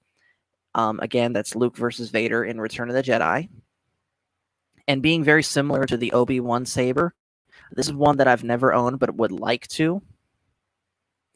In fact, the website Seven Chambers, they actually make a really good version of this that I'm going to try and get my hands on at some point. Next is Darth Sidious's saber. And I'm going to put this one in A tier between Ventress's saber and Kylo's saber. What knocks it down this far for me, because I do like this design. I think it absolutely suits Palpatine perfectly. But what knocks it down for me is that it's only meant for a single-handed grip. I prefer longer lightsabers that you can get a good, comfortable two-handed grip on. But that's so personal preference on that one. Next is the Starkiller saber. And this one's going to go into C tier. Because of what Michael already mentioned, it seems like having the exposed crystal there with the lightsaber turned on would be somewhat of a safety hazard. Not to mention, it just makes the lightsaber look kind of trashy to me. Next is Ahsoka's Clone Wars sabers. And these are going to go into A tier above the Darksaber. Because these, again, absolutely suit Ahsoka Tano and her fighting style really well. Personally, I prefer them in their green form as opposed to their blue form, but that's just because I like green over blue in general. But yeah, flawless design suits Ahsoka perfectly. Next is Obi-Wan's Episode 1 and 2 saber. And this one is another one that I really do not have anything good or bad to say about the hilt itself, but I'm going to bump them of A tier just because I like Obi-Wan that much. I know, somewhat biased, but hey. Next is Qui-Gon's saber. And again, same thing. But since episode 1 was the first Star Wars movie I saw, I'm going to put it in the bottom of B tier. No, I'm going to put it in A tier. Because I do also really like Qui-Gon as a character. He's easily in my top 5 favorite Star Wars characters, which we should do a ranking of that, Michael. Not a tier list, but a ranking, like our top 10 favorite Star Wars characters. You know what I mean? Yeah, I would say that's a good idea. Yeah. And we can not only that, but we can also break it down into different sections too. Yeah, definitely. And okay, so I'm going to get caught up on some of these comments real quick before I continue. Timothy Allen Alenko says, have you all heard Christopher Lee's metal album? It's about Charlemagne. I haven't heard the metal album, but I have heard him do a song. I have heard him do a rendition of the Impossible Dream in metal, and he does that really well. Let's see. And he also, I'm guessing he says he agrees with me about yellow sabers. He says it looks like a pea saber. Don't sword fight with pea sabers. But yeah. So yeah, I thought that's funny. Next is the Rey saber. And again, this is another yellow one. So it loses points massively for that one for me. But I will say the hilt I actually do really like. This is another one that I have held in my hand. Our sister's boyfriend, Brandon, he got this saber as a replica from Galaxy's Edge. And it's another one that I think is meant more for a one-handed grip. But I think it suits just fine for that. And there is room for two-handed if you want it. It may not be the most comfortable thing, but it's there. It's going to go at the bottom of C tier for me. Now, there's one lightsaber that's hiding among the duplicates down here. Did you rank this one, Michael? Leia's saber?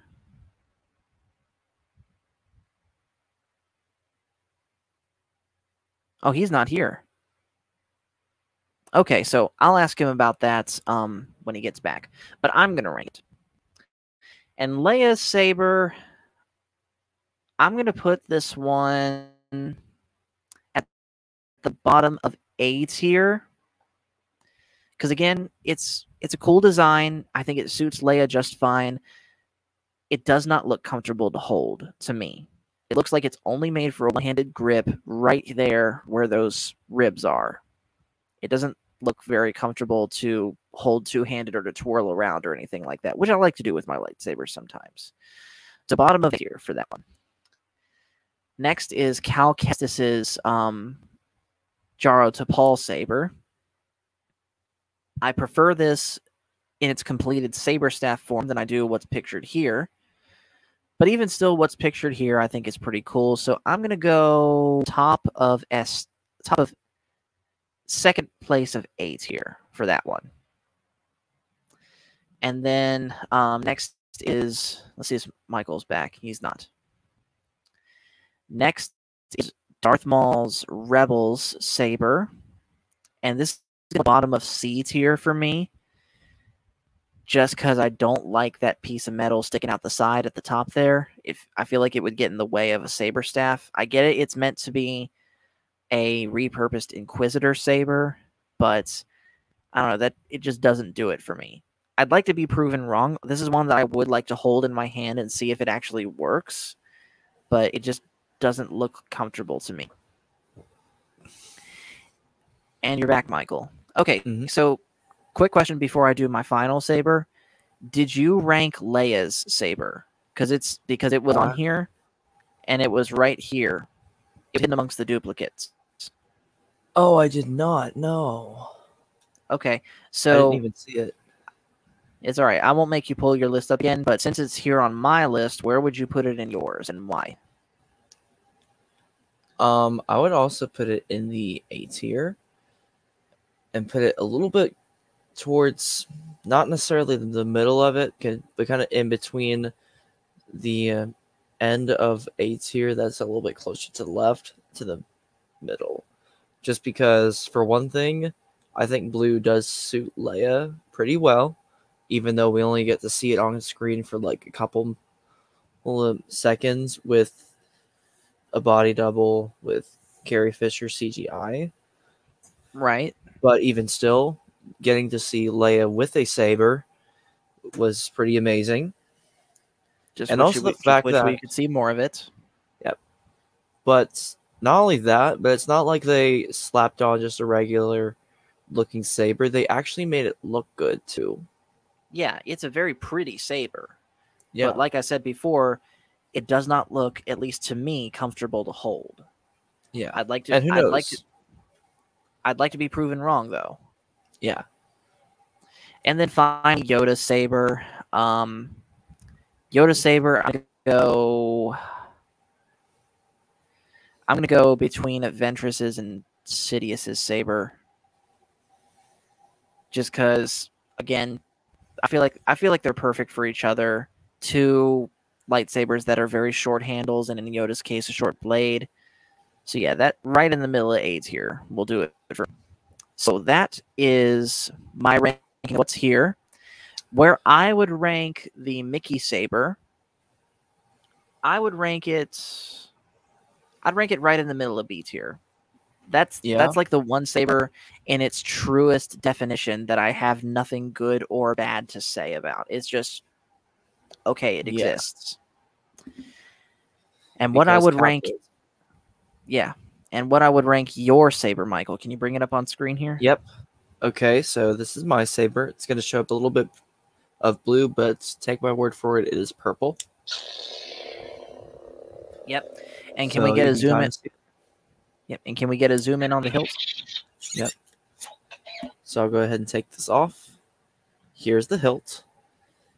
And for anybody who's wondering in the comments, I decided to go with a protection and defense design, which is more in line with the Old Republic.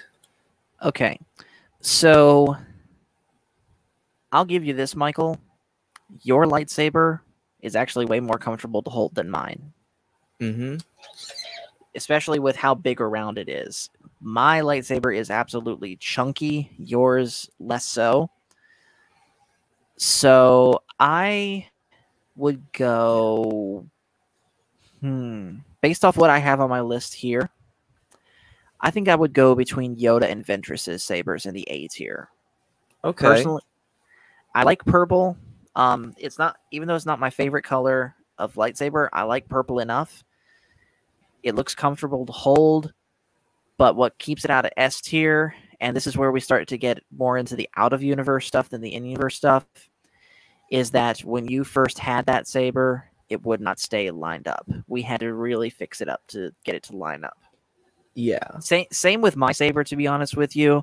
And just on a side note, if you're planning on getting a Savi's Workshop saber, that is something you will have to consider, because you want, noise aside, you want your pieces on here to be as tight as they can be. Because if you're swinging it around, you don't want it to come loose. Yeah. But sometimes when you tighten it, it throws your stuff out of line. So you look here, there's a little squiggly line right here. I like it to be in line with this crack in this black piece here. Yeah.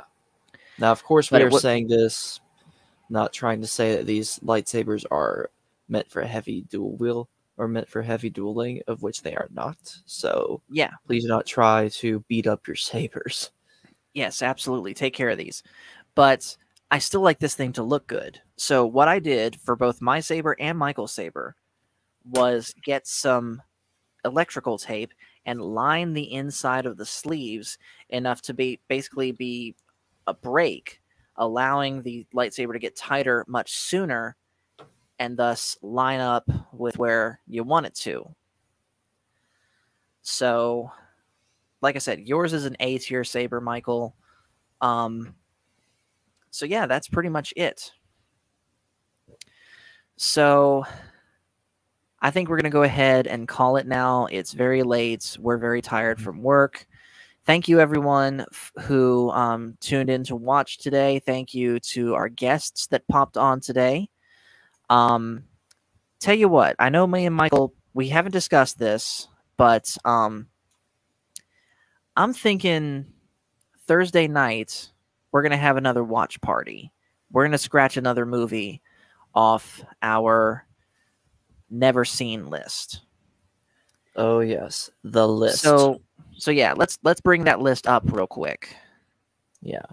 So do we have an idea of what we should do, or do you think that we could put it to a vote? That's what we're going to talk about right now. Okay. So I'm going to bring in the list real quick. Where is it at? There it is.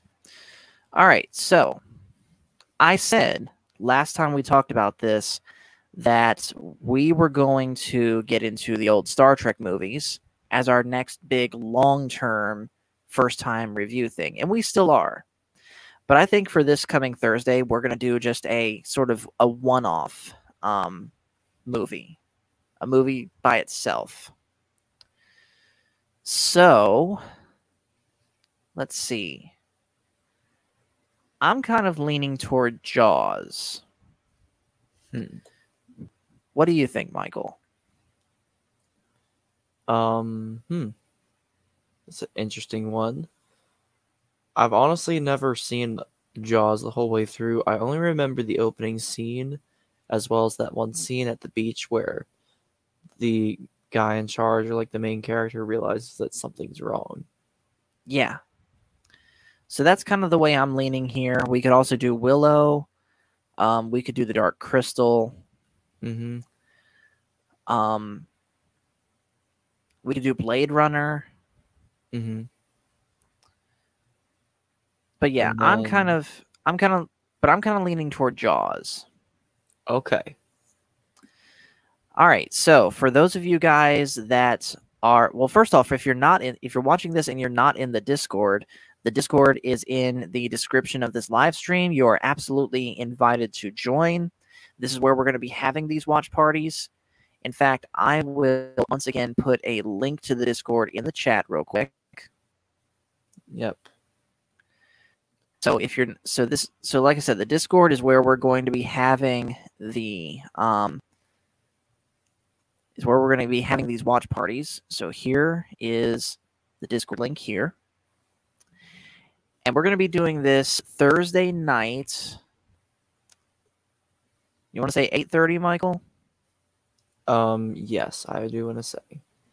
And I want to say it's also going to kind of depend on our work schedules as well. Right. I'm off Friday, so I can stay up as late as I need to on Thursday nights. You don't have to tell me exactly what time are you working tomorrow, Michael? I'm working at 11:30. At 11:30. Okay, so you should be fine then. You could sleep in a little bit on Friday, right? Maybe not on Friday, but we can discuss it later. We'll do that then. We'll discuss it later, and we'll keep you all posted in the Discord. Also, another reason why you should join the Discord right now, so that you can get the update. Exactly. Also, not to mention, whoever is in the Discord watching this movie with me will be invited to come on to the channel with me and do a live stream immediately after watching the movie where we talk about it and review it together. So, Jaws this Thursday, tentatively 8:30 p.m. Eastern. Hope to see you guys there. So that's going to be it for us. We're going to go ahead and sign off here. Michael, once we end the stream, don't go anywhere yet. I do need to talk to you. Okay. But as far as the stream goes, we're going to go ahead and sign off now. So thanks again for watching, everyone. Our next official stream is going to be Tuesday, same time.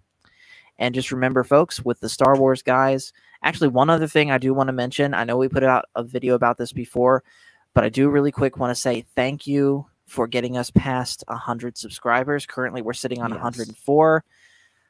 Like I said, I'm in this to have fun. I'm not in this to gain fame or notoriety or anything like that. I'm in this to have fun.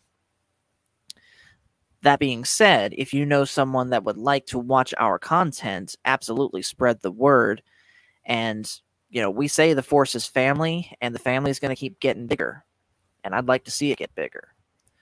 So again, thank you guys for watching this. And as we always say around here, like I just said, the Force is family. Thank you very much. Thank you.